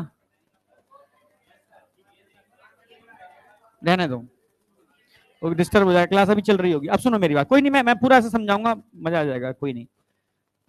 ईसीजी होता क्या है? इलेक्ट्रोकार्डियोग्राम, इलेक्ट्रोकार्डियोग्राम नहीं आया क्या? ये एक्चुअल में एक मशीन है, समझ रहे हो? इलेक्ट्रोकार्डियोग्राफ जो एक आपके हार्ट का हालचाल बयां करती है, आपके दिल का हालचाल बयां करती है। ये एक मशीन है जो आपके दिल का, हार्ट का हालचाल बयां करती है। कब? जब आपका हार्ट कार्डियक साइकिल को दोहरा रहा होता है। किसकी फॉर्म में बयां करती है? बोलेगी तो है नहीं, ठीक है, ग्राफिकल, ग्राफिकल फॉर्म में आपके दिल का हालचाल बयां करती है। क्या आप अंदर से खुश हो, क्या दुखी हो, डिप्रेस्ड हो, क्या एंजाइटी का शिकार हो, कहीं स्ट्रोक तो नहीं आने वाला, कहीं हार्ट फेलियर तो नहीं होने वाला, कहीं अटैक तो नहीं पड़ने वाला, कहीं अरेस्ट तो नहीं होने वाला? नहीं आया क्या? सब कुछ बयां करती है। भूलोगे कभी इसकी डेफिनेशन? तो ईसीजी क्या है? ईसीजी एक मशीन है, इलेक्ट्रोकार्डियोग्राफ, या उल्टा है, जो ग्राफ है वो मशीन है, और जो मशीन है वो, सॉरी, जो ग्राफ है वो तो मशीन है, मतलब इलेक्ट्रोकार्डियोग्राफ मशीन को बोलते हैं, और इलेक्ट्रोकार्डियोग्राम ग्राफ को बोलते हैं, जो हम बनाएंगे अभी ऐसे ऐसे करके। नहीं आया क्या? आ गया ना? अब पहली बात, इसको डेफिनेशन समझ में आ गई। ईसीजी क्या है? It is the electrical representation of, ठीक है, cardiac activity during cardiac cycle, यानी कार्डियक साइकिल के दौरान, ठीक है, आपके हार्ट का जो भी हालचाल होता है उसको ग्राफिकल रिप्रेजेंटेशन के थ्रू उसको बताना, ये ईसीजी कहलाता है। नहीं आई? अब इसके लिए आपको इलेक्ट्रिकल लीड लेने पड़ते हैं, इसको हम इलेक्ट्रोड बोलते हैं। इलेक्ट्रोड तो जानते हो? हाँ, तो इसमें कई प्रकार के इलेक्ट्रोड होते हैं। एंथोवेन साइंटिस्ट थे जिन्होंने इसकी नोबेल प्राइज मिला था, उन्होंने इस पर काम किया था। दो टाइप की लीड्स होती हैं, एक लिम्फ लीड होती है और एक चेस्ट लीड होती है।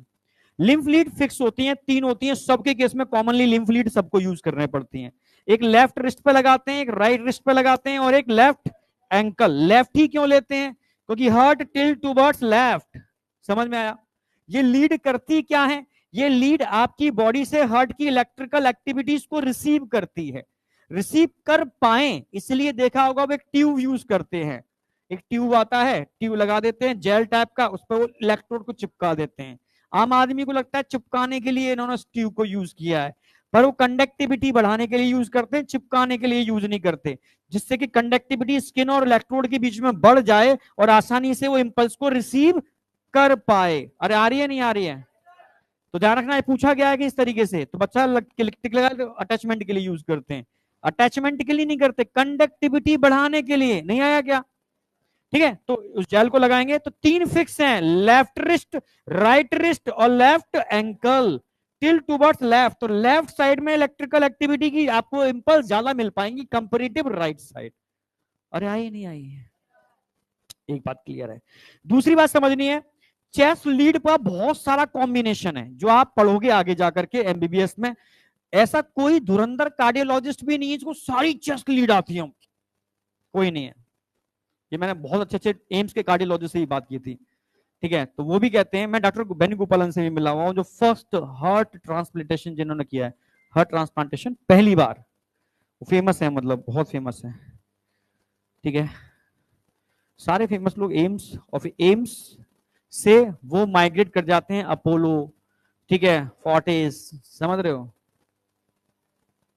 फॉरेन तो रोका जाता है, पैर पकड़ के, हाथ पकड़ के, रुक जाओ भाई, समझ रहे हो, मत जाओ, तुम्हें सब कुछ देंगे यहाँ पर, समझ में आया। तो फिर लोग चालाक होते हैं, रहते हैं यहाँ पर है, पर एक हॉस्पिटल या कहीं ना कहीं सेटलमेंट वहां भी कर रखा है उन्होंने, समझ रहे हो ना। कोई आपदा आई यहाँ, गड़बड़ तो वहां, ठीक है, अपना वीजा यहाँ का है तो पत्नी का वीजा यूएस का है, ऐसा ही है, ठीक है। बच्चों के पास दोनों ऑप्शन, वहां से चाहो वहां से, यहाँ से चाहो यहाँ से। वहां कुछ हंगामा हुआ, उठा करके पति के वीजे से यहाँ पर फैमिली, और यहाँ हंगामा हुआ पत्नी के वीजे से सारी की फैमिली वहां। बड़ा कंसेप्ट है, समझ रहे हो ना। हाँ, तो मेरी जानकार के बहुत सारे लोग हैं ना, वो यही यही है, मैंने यार दो जगह ऐसे क्या कर रखा है, समझ गए ना मेरी बात, ऐसा अलाउड है, ठीक है। तो दोनों कंट्रियों पर अपना हक जमाते हैं, समझ में आया? आया नहीं आया? तुम कहां जाओगे? जैसे ही तुम्हें, समझ रहे हो ना, खतरनाक सा ऑफर मिलेगा ना, कराची, कौन बोला, भूखों मर जाएगा बेटा, बहुत बुरी हालत है वहां पर तो अभी, कराची, इधर आ जाओ, समझ गए ना मेरी बात। बढ़े आगे, कितनी इलेक्ट्रिकल लीड हो गई? चेस लीड बहुत सारी होती है, कॉम्बिनेशन होते हैं उनके, जो आप अभी स्टडी नहीं करोगे। एमबीबीएस में भी सारी चेस लीड कोई नहीं पढ़ता, कुछ स्पेसिफिक चेस लीड की स्टडी करते हैं। एंथोवेन साहब को यूं ही नोबेल प्राइज नहीं मिला था, नोबेल प्राइज मिला है भाई को, तो उसने सारी चेस लीड पर कुछ पूरी किताब लिखी है उसने, चेस लीड पर, खेल नहीं है, हाँ, पूरा बुक है, पूरा काम है बहुत बड़ा। तो सोचो एक डॉक्टर अपनी जिंदगी में पूरी चेस्ट लीड नहीं पढ़ सकता, इतना खतरनाक कॉम्बिनेशन है, ठीक है। तो आपको अभी क्या करना है, सिर्फ लिम्फ लीड पढ़नी है। लिम्फ लीड 3 होती है, left, right, left ankle, triangle बनता है, एंथोवेन ट्रायंगल बोल सकते हो इसको, ठीक है। हार्ट बीट मतलब ईसीजी की डेफिनेशन क्या है, याद रखनी है। ईसीजी इलेक्ट्रोकार्डियोग्राम, और इलेक्ट्रोकार्डियोग्राफ में अंतर क्या है, मशीन को ग्राफ बोलते हैं और ग्राफ को ग्राम बोलते हैं, इसमें कोई डाउट? पक्का? तो एक तो इसकी डेफिनेशन याद रखनी है आपको, इसमें तो कोई डाउट है ही नहीं। ड्यूरिंग कार्डियक साइकिल मशीन को क्या बोलते हैं, मशीन को क्या बोलते हैं, इलेक्ट्रोकार्डियोग्राफ, जो ग्राफ बनाएंगे उसको इलेक्ट्रोकार्डियोग्राम। कितनी इलेक्ट्रिकल लीड होती हैं? 3, इट इज इलेक्ट्रोड, ठीक है। कहां कहां लगाते हैं, समझ में आ गया। और मॉनिटर करते हैं, क्लिनिकल डायग्नोस्टिक सिग्निफिकेंस है इसकी, क्योंकि इससे आप हार्ट में होने वाली समस्याओं को जान सकते हो, समझ रहे हो ना मेरी बात। अरे हाँ या ना, बहुत बढ़िया, सुपर।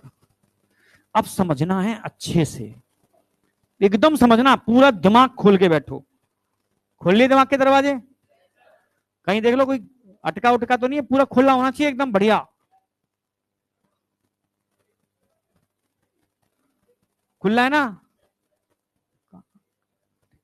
दरवाजा खुला है ना दिमाग का, ध्यान रखना भाई, पूछूंगा फिर मैं। चलो, कुछ दिख रहा है या लिखा हुआ?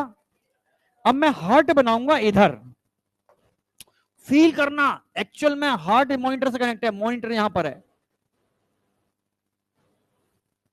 एकदम फील करना, एकदम फील करना, ये हार्ट है, और हार्ट में यहां लगा हुआ है पेस मेकर, यहां लगा हुआ है पेस सेटर, बंडल ऑफ पुरकिंजे।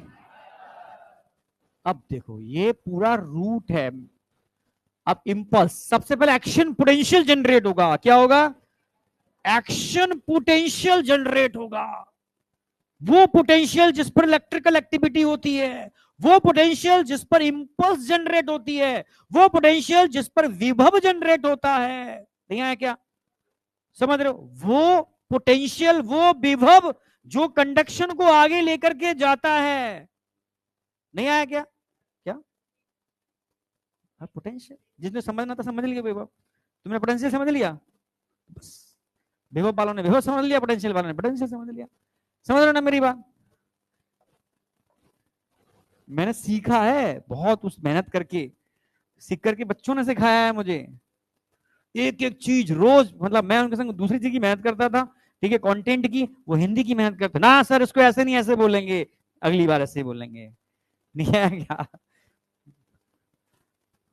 लेकिन मेहनती बच्चे होते हैं वास्तव में। ये दिख रहा है ना?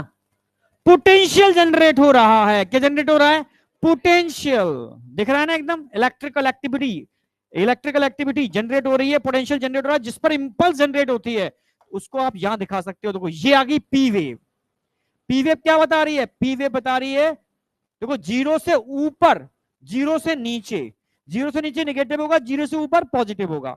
यानी नीचे अगर जाएगी तो पोटेंशियल जनरेट नहीं होगा, ऊपर जाएगी तो ही पोटेंशियल जनरेट होगा। इसलिए एनसीईआरटी कहती है कि ये तो एट्रिया की बात, वेंट्रिकल में एनसीईआरटी बोलती है क्यू वेव के बाद, क्यू वेव के बाद आप कह सकते हो वेंट्रिकल में कॉन्ट्रैक्शन स्टार्ट होगा, क्योंकि क्यू नेगेटिव में जा रहा है।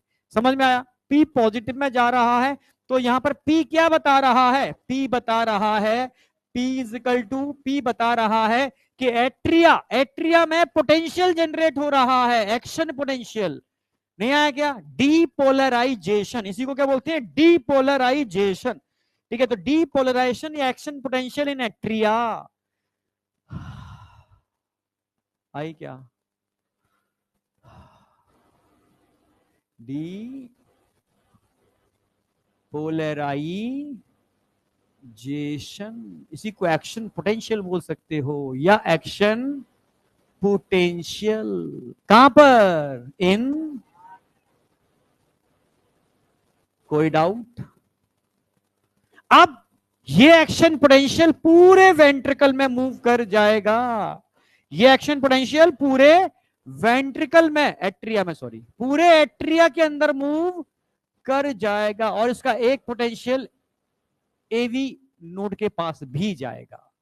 पोटेंशियल पूरे एट्रिया में गया, पोटेंशियल पूरे एट्रिया में गया, बच गई,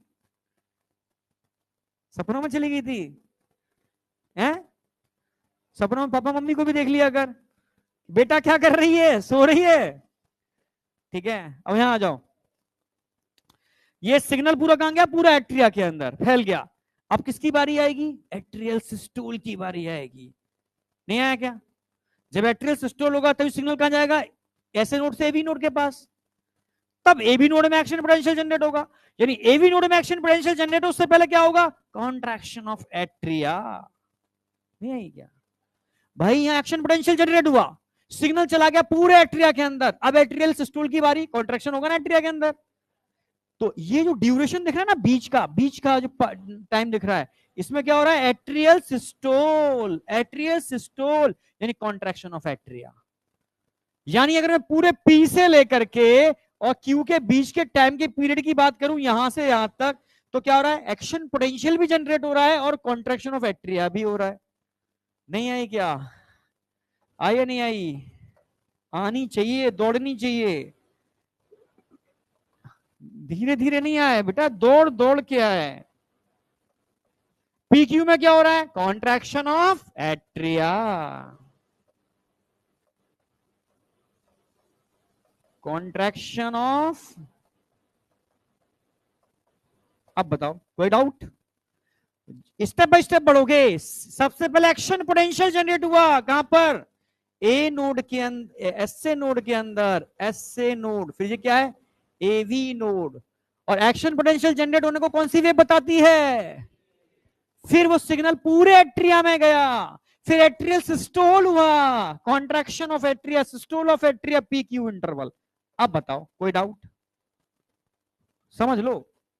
अब मैं सेकंड स्टेप पे आ रहा हूं। हाँ, टाइम पीरियड की बात नहीं कर रहे अभी हम, सेकंड राउंड में टाइम पीरियड पे आएंगे, एक साथ खिचड़ी पक जाएगी तुम्हारी। स्टेप बाय स्टेप समझो। पहला स्टेप समझ में आया, ये हुआ और इसके बीच में ये हुआ, इसमें बताओ टाइम पीरियड तो मैं अलग तरीके से कार्डियक साइकिल में ऐड कर दूंगा। हाँ, यस यस। वेंट्रिकल क्यों बोलेंगे भाई? Electrical excitation of atria. अभी मैं वेंट्रिकल की बात ही नहीं कर रहा, मैं वेंट्रिकल पे कैसे पहुंच गया?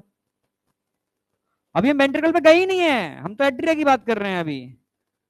मैंने कहीं देखा कि वेंट्रिकल लिखा ही नहीं है, मैंने कहीं एट्री लिखा है भाई। तू आगे कैसे बढ़ रहा है? पैसा नहीं आएगा भाई तेरे पास, दूर भाग जाएगा।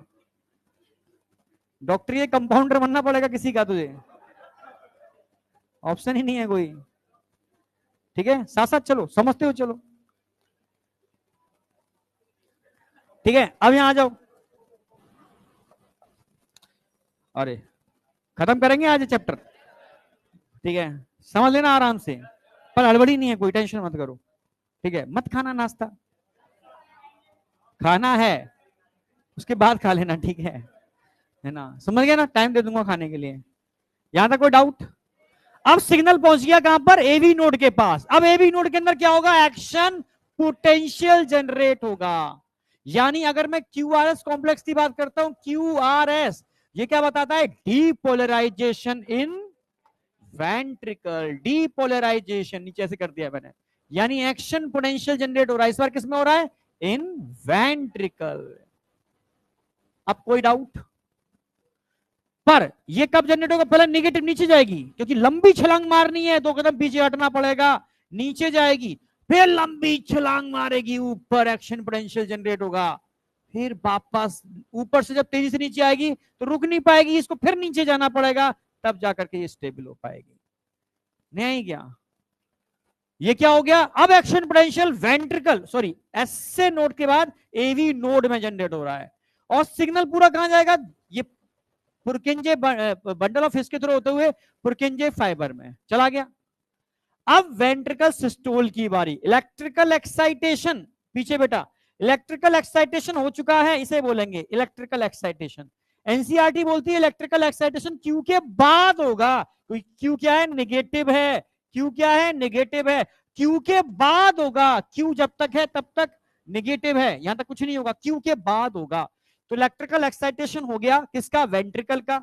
वेंट्रिकल का इलेक्ट्रिकल एक्साइटेशन होने के बाद सिग्नल जाएगा पूरे वेंट्रिकल के अंदर, और ventricle systole start. Ventricle systole यहां रुकेगा नहीं, ये वेंट्रिकल सिस्टोल टी वेव के एंड तक चलेगा। Eight the end of T wave, NCERT क्या लिखती है? Eight the end of T wave के एंड तक वेंट्रिकल सिस्टोल चलता है। आई या नहीं आई? सिस्टोल का मतलब कॉन्ट्रैक्शन, यानी वेंट्रिकल के अंदर एक्साइटेशन हो चुका है, अब यहां से यहां तक वेंट्रिकल सिस्टोल चलेगा। यानी अगर मैं क्यूटी इंटरवल की बात करता हूं, क्यूटी इंटरवल क्या बताता है? क्यूटी इंटरवल बताता है वेंट्रिकल सिस्टोल, यानी कॉन्ट्रैक्शन इन वेंट्रिकल। कोई डाउट?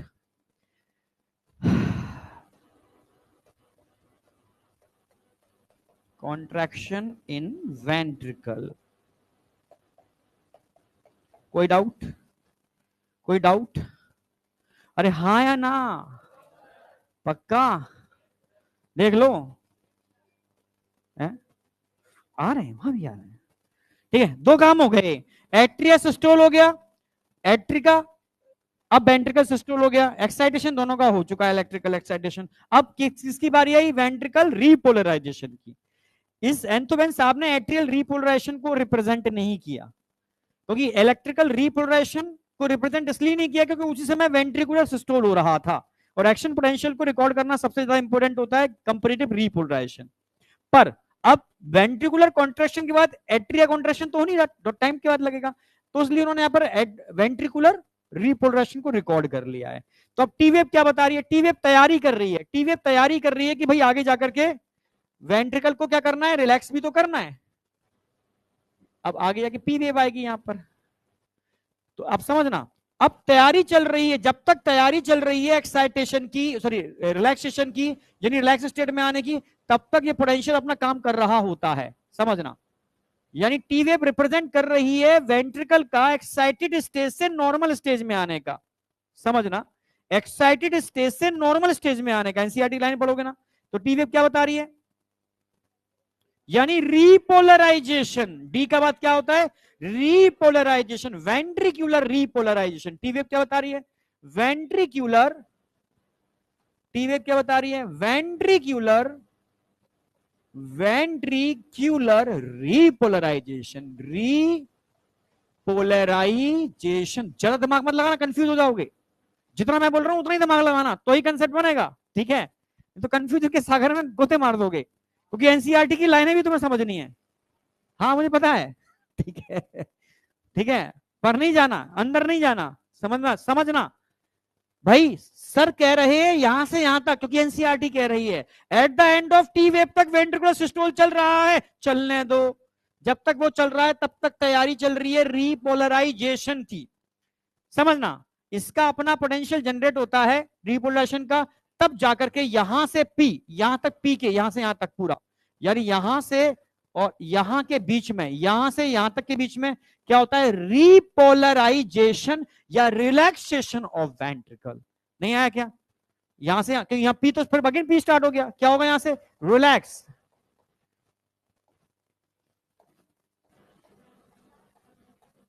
टी वेव का मतलब है तैयारी हो रही है, वेंट्रिकुलर रिपोलराइजेशन की तैयारी चल रही है। इसके बीच में क्या हो गया? क्योंकि जब तक टी वेव की एंड चल रही थी तो कॉन्ट्रेक्शन चल रहा है, ठीक है, और यहां से रिलैक्सेशन, रिलैक्सेशन ऑफ वेंट्रिकल। जैसे यहां पर कॉन्ट्रैक्शन की तैयारी चल रही थी तब कॉन्ट्रैक्शन हुआ, कॉन्ट्रैक्शन ऑफ वेंट्रिकल की तैयारी चल रही थी तब जाकर के कॉन्ट्रैक्शन ऑफ वेंट्रिकल हुआ। पर कॉन्ट्रैक्शन ऑफ वेंट्रिकल यहां रुकता नहीं है, यहां तक चलता है, पर तब तक पैरेलली, क्योंकि अब डी नहीं है, ये डीपोलराइजेशन होता तो अलग भी बनती, ये रीपोलराइजेशन है। अब समझो, एक्साइटेड से नॉर्मल स्टेज में आना है, तो ये हुआ। अब यहां से यहां तक क्या हो गया? ये रिलैक्स कर गया, और पी पे आके फिर से कहानी चालू हो जाएगी। आई या नहीं आई? ठीक है, अगर हाँ बेटा, कुछ नहीं, नेगेटिव में कुछ नहीं होता, तैयारी होती है। तैयारी का मतलब वो टाइम पीरियड होता है जिसको जो जंप लगाने के लिए चाहिए होता है, वो नेगेटिव। नेगेटिव में कोई कॉन्ट्रैक्शन एक्शन पोटेंशियल जनरेट ही नहीं होता। ये जिगजैग बनता है क्योंकि दो चीजें एक साथ हो रही हैं, एक तो वेंट्रिकुलर डीपोलराइजेशन हो रहा है, एट्रियल रिपोलराइजेशन हो रहा है। ये मेडिकल ने पूछा था क्वेश्चन वाइवा के दौरान एमबीबीएस वाले बच्चों से, कि P Q R S complex इतना जिगजैग क्यों बनता है, इतनी वेव इतनी एग्रेसिवली क्यों आती है, नॉर्मल क्यों नहीं आती इसकी तरह? क्योंकि यहाँ दो काम एक साथ हो रहे होते हैं, depolarization of ventricle and repolarization of atria. पर एट्रिया को एंथोमेन साहब ने रिकॉर्ड ही नहीं किया, उसको काउंट ही नहीं किया, इसलिए वेव इस तरीके से हो गई। आई या नहीं आई? आई? तू इतने टेंशन में क्यों है? ऐसे टेंशन से लग रही है, क्या है भाई? P atrial action potential, QRS complex vent AV node का एक्शन पोटेंशियल, इन दोनों के बीच का ड्यूरेशन, ये बीच का ड्यूरेशन, कॉन्ट्रैक्शन ऑफ एट्रिया। अब यहां पोटेंशियल जनरेट हो गया, यहां से यहां तक क्या हो रहा है? Contraction of ventricle. Contraction of ventricle के बाद क्या होगा? Ventricular relaxation. यहां तक तैयारी चली और यहां से यहां तक क्या हो रहा है? Ventricular relaxation. सिंपल। अगर मैं टाइम पीरियड की बात करता हूं तो टाइम पीरियड ऐसे ध्यान रखो, ये कार्डिक साइकिल थी, ये क्या थी? Cardiac cycle. ये कार्डिक साइकिल है। कार्डिक साइकिल के अंदर मैंने ऐसे बताया था, ये 0.4, 0.1, 0.3। अगर मैं कार्डिक साइकिल की बात करूं तो यहां पर पी वेव आएगी, यहां पर क्यू आर एस कॉम्प्लेक्स आएगा, यहां टी वेव आएगी। टी और पी के बीच का duration 0.4, P Q R S के बीच का ड्यूरेशन 0.1, क्यू आर एस और टी के बीच का ड्यूरेशन 0.3। लो, हो गया चुटकियों में काम। कुछ भी पूछे यूं उड़ा दोगे क्वेश्चन। नहीं आई?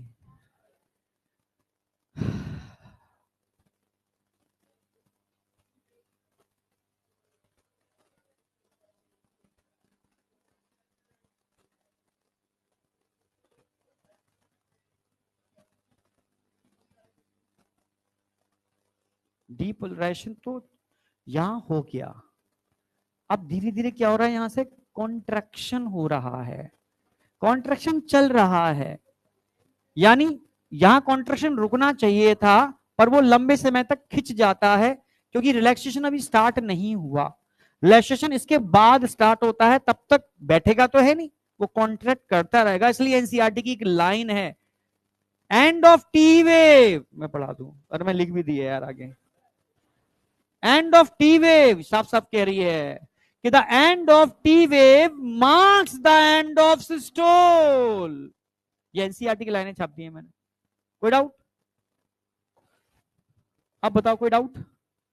अब इसी को मैं एनसीईआरटी में, एनसीईआरटी की वेव क्या कर रही है, electrical excitation depolarization of atria which lead to contraction of both atria. Depo, अब क्यूआरएस कॉम्प्लेक्स क्या बोलता है, द डीपोलराइजेशन ऑफ वेंट्रिकल को बताता है, ये डीपोलराइजेशन ऑफ एट्रिया को बताता है। विच इनिशिएट, तो चालू कब होगा, क्यू के बाद, इनिशिएट द वेंट्रिकुलर कॉन्ट्रैक्शन, समझना, which initiate the ventricular contraction, the contraction start shortly after Q, Q के बाद, क्योंकि क्यू बताता है, Q marks the beginning of systole. समझ, क्यू बता रहा है कि अब सिस्टोल होने वाला है, तैयार हो जाओ, मैं नेगेटिव हूं पर मेरे बाद पॉजिटिव आएगा, आर आएगा, आर सिस्टोल को कराएगा, नहीं आया क्या? क्योंकि क्यू जब तक है, क्यू के टाइम तक सिस्टोल हो ही नहीं सकता, वो नेगेटिव वेव है। और दौड़ा लो घोड़े। हाँ हाँ हाँ, एसटी मैंने थोड़ा सा इसको थोड़ा बढ़ा के बता दिया, एनसीईआरटी में नहीं है यहाँ पर। एसटी सेगमेंट समझ में आ गया, एसटी ये रहा, ठीक है, एसटी बोल लो या क्यूटी, क्यूटी का मतलब इसमें हमने इसको भी काउंट कर लिया, ये क्यूटी हो गया। एसटी के अंदर ओनली, एसटी की बात करूंगा, ओनली कॉन्ट्रैक्शन हो रहा है, यहाँ पे एक्शन पोटेंशियल भी जनरेट हो रहा है क्यूटी के अंदर, पूरा ही काउंट कर लिया हमने, हो गया ना। अब एनसीईआरटी की लाइनें दिखा देता हूं जरा एक में। एनसीईआरटी कहती है, ठीक है, अगर आपको कोई ईसीजी मिल जाए पड़ा हुआ, भाई मिल जाएगा ना, तो मैं ढूंढोगे तो ईसीजी में क्या मिलेगा, है किसी के पास? अरे गूगल वाला ईसीजी नहीं, यहां आ जाओ, रियल वाला, तो तुम गूगल वाला मैं बना दे रहा हूं, ये ऐसे आता है गूगल पे। तुमसे पूछा क्या है भाई ये, तुम कुछ नहीं बता पाओगे इसके अंदर, एक चीज बता पाओगे, सर मुझे एक ही चीज समझ में आ रही है, क्यूआरएस कॉम्प्लेक्स, क्या नजर आ रहा है, क्यूआरएस कॉम्प्लेक्स।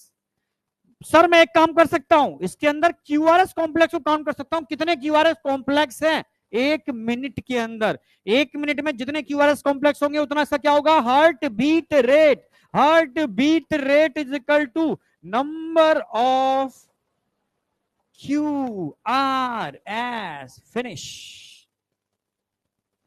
कुछ है क्या? और भाई कुछ है क्या? आ रहा है ना?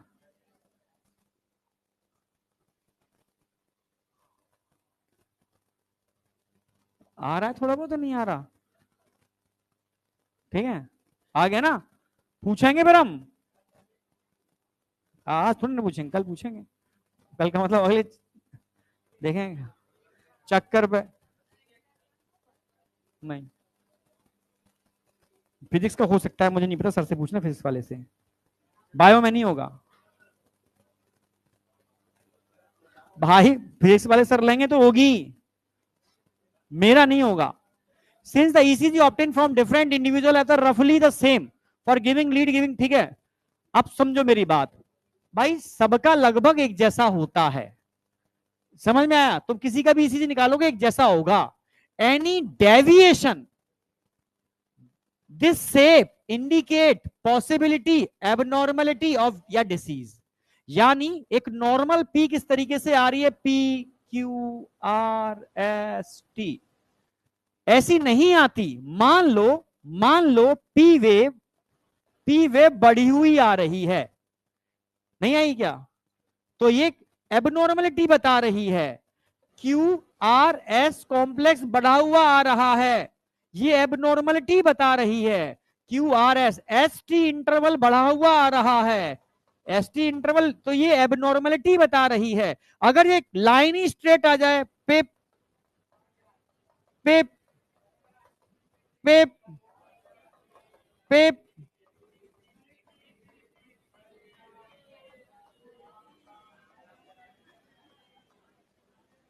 क्या हो गया?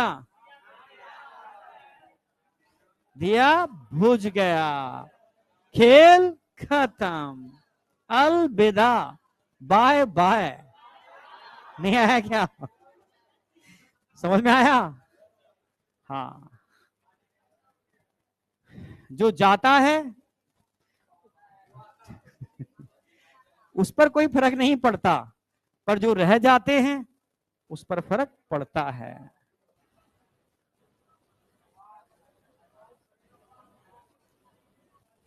यहां तक कोई डाउट है? यानी इसकी क्लिनिकल डायग्नोस्टिक सिग्निफिकेंस है। ये क्वेश्चन आएगा, वेरी वेरी वेरी इंपॉर्टेंट। जैसे पी वेव बढ़ी हुई है, ये बता, अब तो इसमें क्वेश्चन नहीं आएंगे, बता दे रहा हूं। पी वेव बढ़ी हुई है मतलब कहीं ना कहीं एट्रिया का साइज बढ़ा हुआ है भाई, टाइम ज्यादा लग रहा है। क्यूआरएस कॉम्प्लेक्स बढ़ा हुआ है, कहीं ना कहीं मायोकार्डियल इस्चीमिया या इन्फाक्शन होने की प्रोबेबिलिटी है। ड्यूरेशन बढ़ा हुआ है, क्यूआरएस एसटी इंटरवल, ये भी इन्फाक्शन को रिप्रेजेंट करता है, हार्ट अटैक को। समझ रहे हो? और पिप पिप आ गए तो बताइए आपको, कार्डियक अरेस्ट, कार्डियक अरेस्ट, खेल खत्म, स्टॉप हार्ट बीट। अब 2 मिनट के डिसऑर्डर हैं जो मैं उस दिन भी बताए थे, फिर से रिपीट कर रहा हूं। बस आपको ध्यान रखना है, blood pressure, normal blood pressure कितना होता है? नॉर्मल ब्लड प्रेशर कितना होता है? ठीक है, 120 और 80, ये तो जानते हो ना। इसको बोलते हैं सिस्टोलिक ब्लड प्रेशर, इसको क्या बोलते हैं? Diastolic blood. इसमें किसी को कोई डाउट है? सिस्टोलिक डायस्टोलिक, यानी पूरा सिस्टोल करने के बाद प्रेशर बढ़ जाएगा, रिलैक्स कर दोगे प्रेशर कम हो जाएगा। सिस्टोलिक डायस्टोलिक, सिस्टोलिक डायस्टोलिक, कोई डाउट? अगर सोचो ये ब्लड प्रेशर जो 120/80 है, ये 120 वाला अगर हो जाए 140, 80 वाला हो जाए 90, ये क्या कहलाएगा? Hyper tension. भाई टेंशन मत ले, नहीं तो तेरा दिमाग चला जाएगा, किडनी चली जाएगी। समझ में आया? क्योंकि बहुत छोटे छोटे वेसल्स होते हैं, फट गए ना टेंशन की वजह से, इंटरनल क्लॉट हो जाएगा, इसको थ्रोम्बस फॉर्मेशन कहते हैं, और कोमा में जा सकता है इंसान, मर सकता है इंसान, कुछ भी हो सकता है। समझ रहे हो? तो 2 ऑर्गन पर सबसे ज्यादा इफेक्ट पड़ेगा, किडनी और ब्रेन। समझ रहे हो? ये क्या है? सारे वाइटल ऑर्गन, इन पर क्वेश्चन आता है, याद रहेगा। अब बात करते हैं सीएडी, कोरोनरी आर्टरी डिसीज। अगर आप समोसा बहुत ज्यादा खाते हो तब एक ब्लड वेसल्स होती है कोरोनरी आर्टरी। कौन सी आर्टरी? ये ब्लड को कहां लेकर के जा रही है? ब्रेन में नहीं,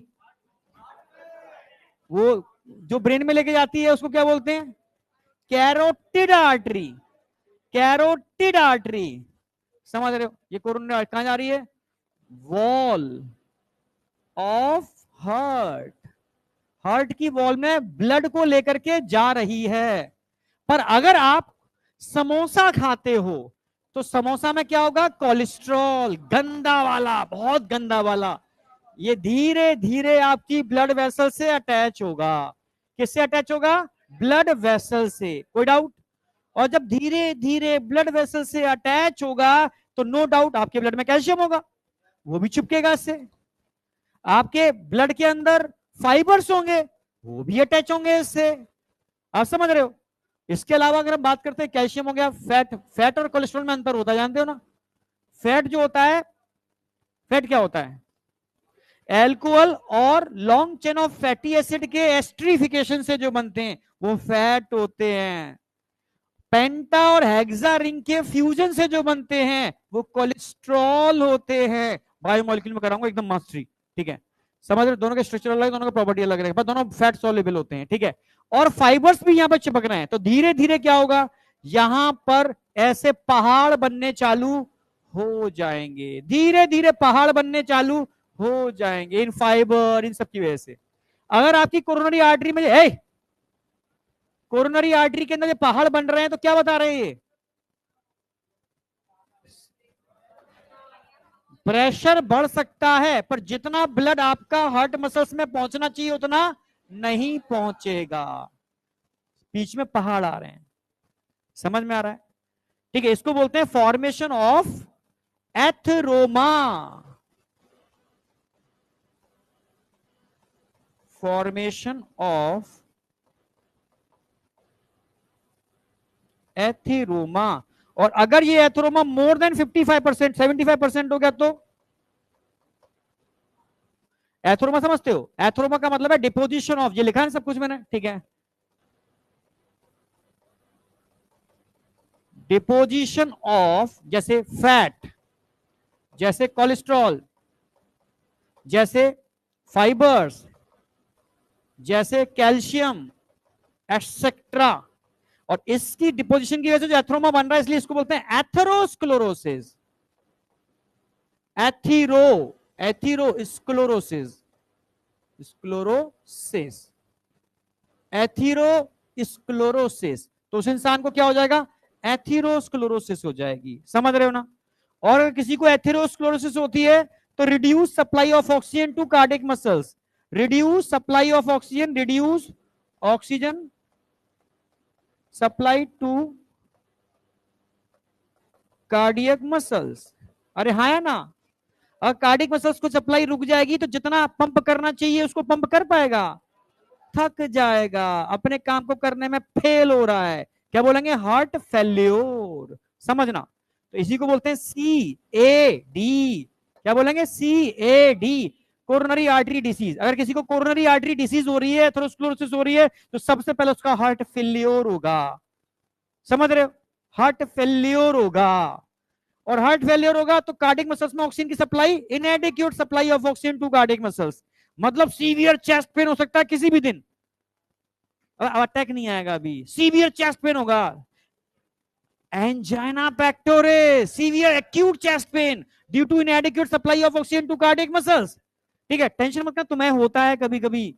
हाँ, तो वो ये नहीं है, वो जब मौसम चेंज होगा, ठंडी का मौसम होगा तो पसलियां होंगी, ये वाली यहां पर होगा, सांस लेते वक्त लगेगा कुछ बस बहुत दर्द हो रहा है, फिर ऐसे बैठोगे भी, ठीक है? वो मौसम चेंज होने की वजह से इंटरकोस्टल मसल्स में पेन होता है, समझ रहे हो? वो अलग चीज है, ठीक है? डरना मत, ठीक है? समझ में आया नहीं आया? तो पहले आपको CAD होगा, अर्थ, इसकी वजह से क्या होगा? इसकी वजह से आपको सारी जितनी भी मैं पढ़ाने वाला हूं, ठीक है, सबसे पहले क्या होगा? सबसे पहले, इससे भी पहले क्या होगा? इससे भी, कहां गया? इससे भी पहले हार्ट फेल्योर होगा आपको। हार्ट फेलियर का मतलब है, heart fail means the state of heart it is not pumping blood efficiently, जितना पंप करना चाहिए उतना पंप नहीं कर पाएगा क्योंकि उतनी ऑक्सीजन नहीं मिल रही इसको, ठीक है? और कभी कभी हार्ट फेलियर कंजेस्टिव भी हो सकता है, some time called congestive heart failure. ठीक, कंजेस्टिव हार्ट फेलियर मतलब कंजक्शन ऑफ लंग्स। कहां गया? लिखा है कि कंजक्शन ऑफ लंग्स, जरा कंजक्शन ऑफ लंग्स। जैसे मान लो ये आपके लंग्स हैं, लंग्स में म्यूकस बहुत ज्यादा भर रहा है, लंग्स में म्यूकस ज्यादा भर जाने की वजह से, कंजक्शन की वजह से जितना ऑक्सीजन आपके ब्लड में जाना चाहिए जा पाएगा क्या? तो कंजक्शन ऑफ लंग्स की वजह से भी ऑक्सीजन की सप्लाई रिड्यूस हो सकती है, ठीक है, due to congestion of lungs. इसको बोलते हैं कंजस्टिव हार्ट फेल्योर। नहीं आया? बस रिड्यूस कार्डियक आउटपुट, इसको बोलते हैं हार्ट फेल्योर। और ऐसा होने पर एक दिन क्या होगा? एंजाइना, सीवियर चेस्ट पेन, क्योंकि नो इनफ ऑक्सीजन सप्लाई हो रही है हार्ट मसल्स के अंदर। और ये एंजाइना किसी भी एज पर हो सकता है, आप समझ रहे हो? मैन में भी हो सकता है, वुमेन में भी हो सकता है, मिडिल एज में भी हो सकता है, एल्डरली भी हो सकता है। हाँ, समझ रहे हो ना? समझ रहे हो ना? सीधी सी बात है, जो ब्लड का फ्लो है उस पर इफेक्ट आ रहा है, क्योंकि तुम समोसा खाओगे, नहीं मानोगे तो जो होगा। अब देख लो भाई, मैं अभी आया तो कितना भी कुछ मना कर लूं, बगल में खोखा है, सब लगे पड़े थे खाने में, सब लगे पड़े थे, क्या कर सकते हैं? अब तो सर्जरी करा ले पहले, आगे ही कहानी है तो। लास्ट, अगर बस खत्म, या खत्म हो रहा है, अगर एंजाइना किसी को होगा तो समझ लो बम्बार्डमेंट होने वाला है हार्ट मसल्स के अंदर। और हार्ट मसल्स में बम्बार्डमेंट हुआ ना तो रिपेयर नहीं होती हार्ट मसल्स, न्यूरॉन की तरह है बिल्कुल, समझ रहे हो। डेथ ऑफ, जब बम्बार्डमेंट होगा सेल फटेगी, मतलब सेल का मतलब है सेल के अंदर ऑक्सीजन लाइसोसोम्स होते हैं, लाइसोसोम्स की मेम्ब्रेन को मजबूत करने के लिए ऑक्सीजन चाहिए, ऑक्सीजन मिल नहीं रही है तो वीक हो जाएंगे, वीक हो जाएंगे तो फटेंगे, फटेंगे तो एंजाइम बाहर निकलेंगे, एंजाइम बाहर निकलेंगे तो आसपास की चीजों को डाइजेस्ट कर देंगे, जैसे एम्फाइसीमा में बताया था मैंने, बस समझ रहे हो, क्योंकि वो रिपेयर नहीं होते, तो क्या होगा, death of part, part of cardiac muscles, पूरा नहीं, कार्डियक मसल्स, आप समझ रहे हो, इसको बोलते हैं हार्ट अटैक या infarction, infarction, infarction, myocardial infarction heart attack को बोलते हैं। और complete death of cardiac muscles, complete death of cardiac muscles मतलब, complete death of cardiac muscles मतलब कार्डिक आउटपुट क्या हो गया, खेल, पेप, पेप, पेप,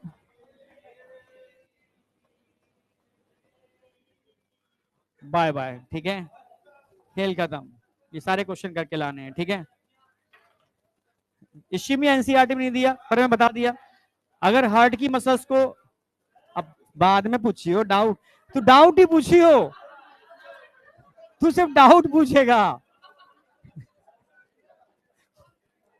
इतनों को डाउट नहीं आया, तुझे आया क्योंकि तू पैसे के बारे में सोच रहा है, पढ़ाई के बारे में सोच रहा था तो डाउट आता, अब 2 घंटे बाद पूछ लियो, ठीक है, ओके। खा लो, तुम खा लो, अरे बेटा वो कर ले, नाश्ता कर ले, बड़ा वाला टिफिन है,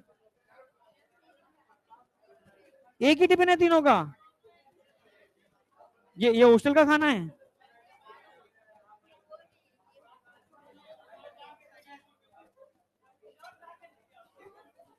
अच्छा मिला के है तीनों का, सही देते हैं होटल में, हॉस्टल में। हे, अभी वीडीपीपी सबको मिल रहा है भाई, ले लेना, ठीक है, वो होमवर्क में करके भी आनी है, ठीक है, एक आध क्वेश्चन अगर आगे पीछे हो तो छोड़ देना, पर क्वेश्चन सारे करना, ठीक है। वो वाली नहीं है, दूसरी वाली है, वो भी, वो मैं तो दूंगा ही ना, हाँ वो अलग दूंगा।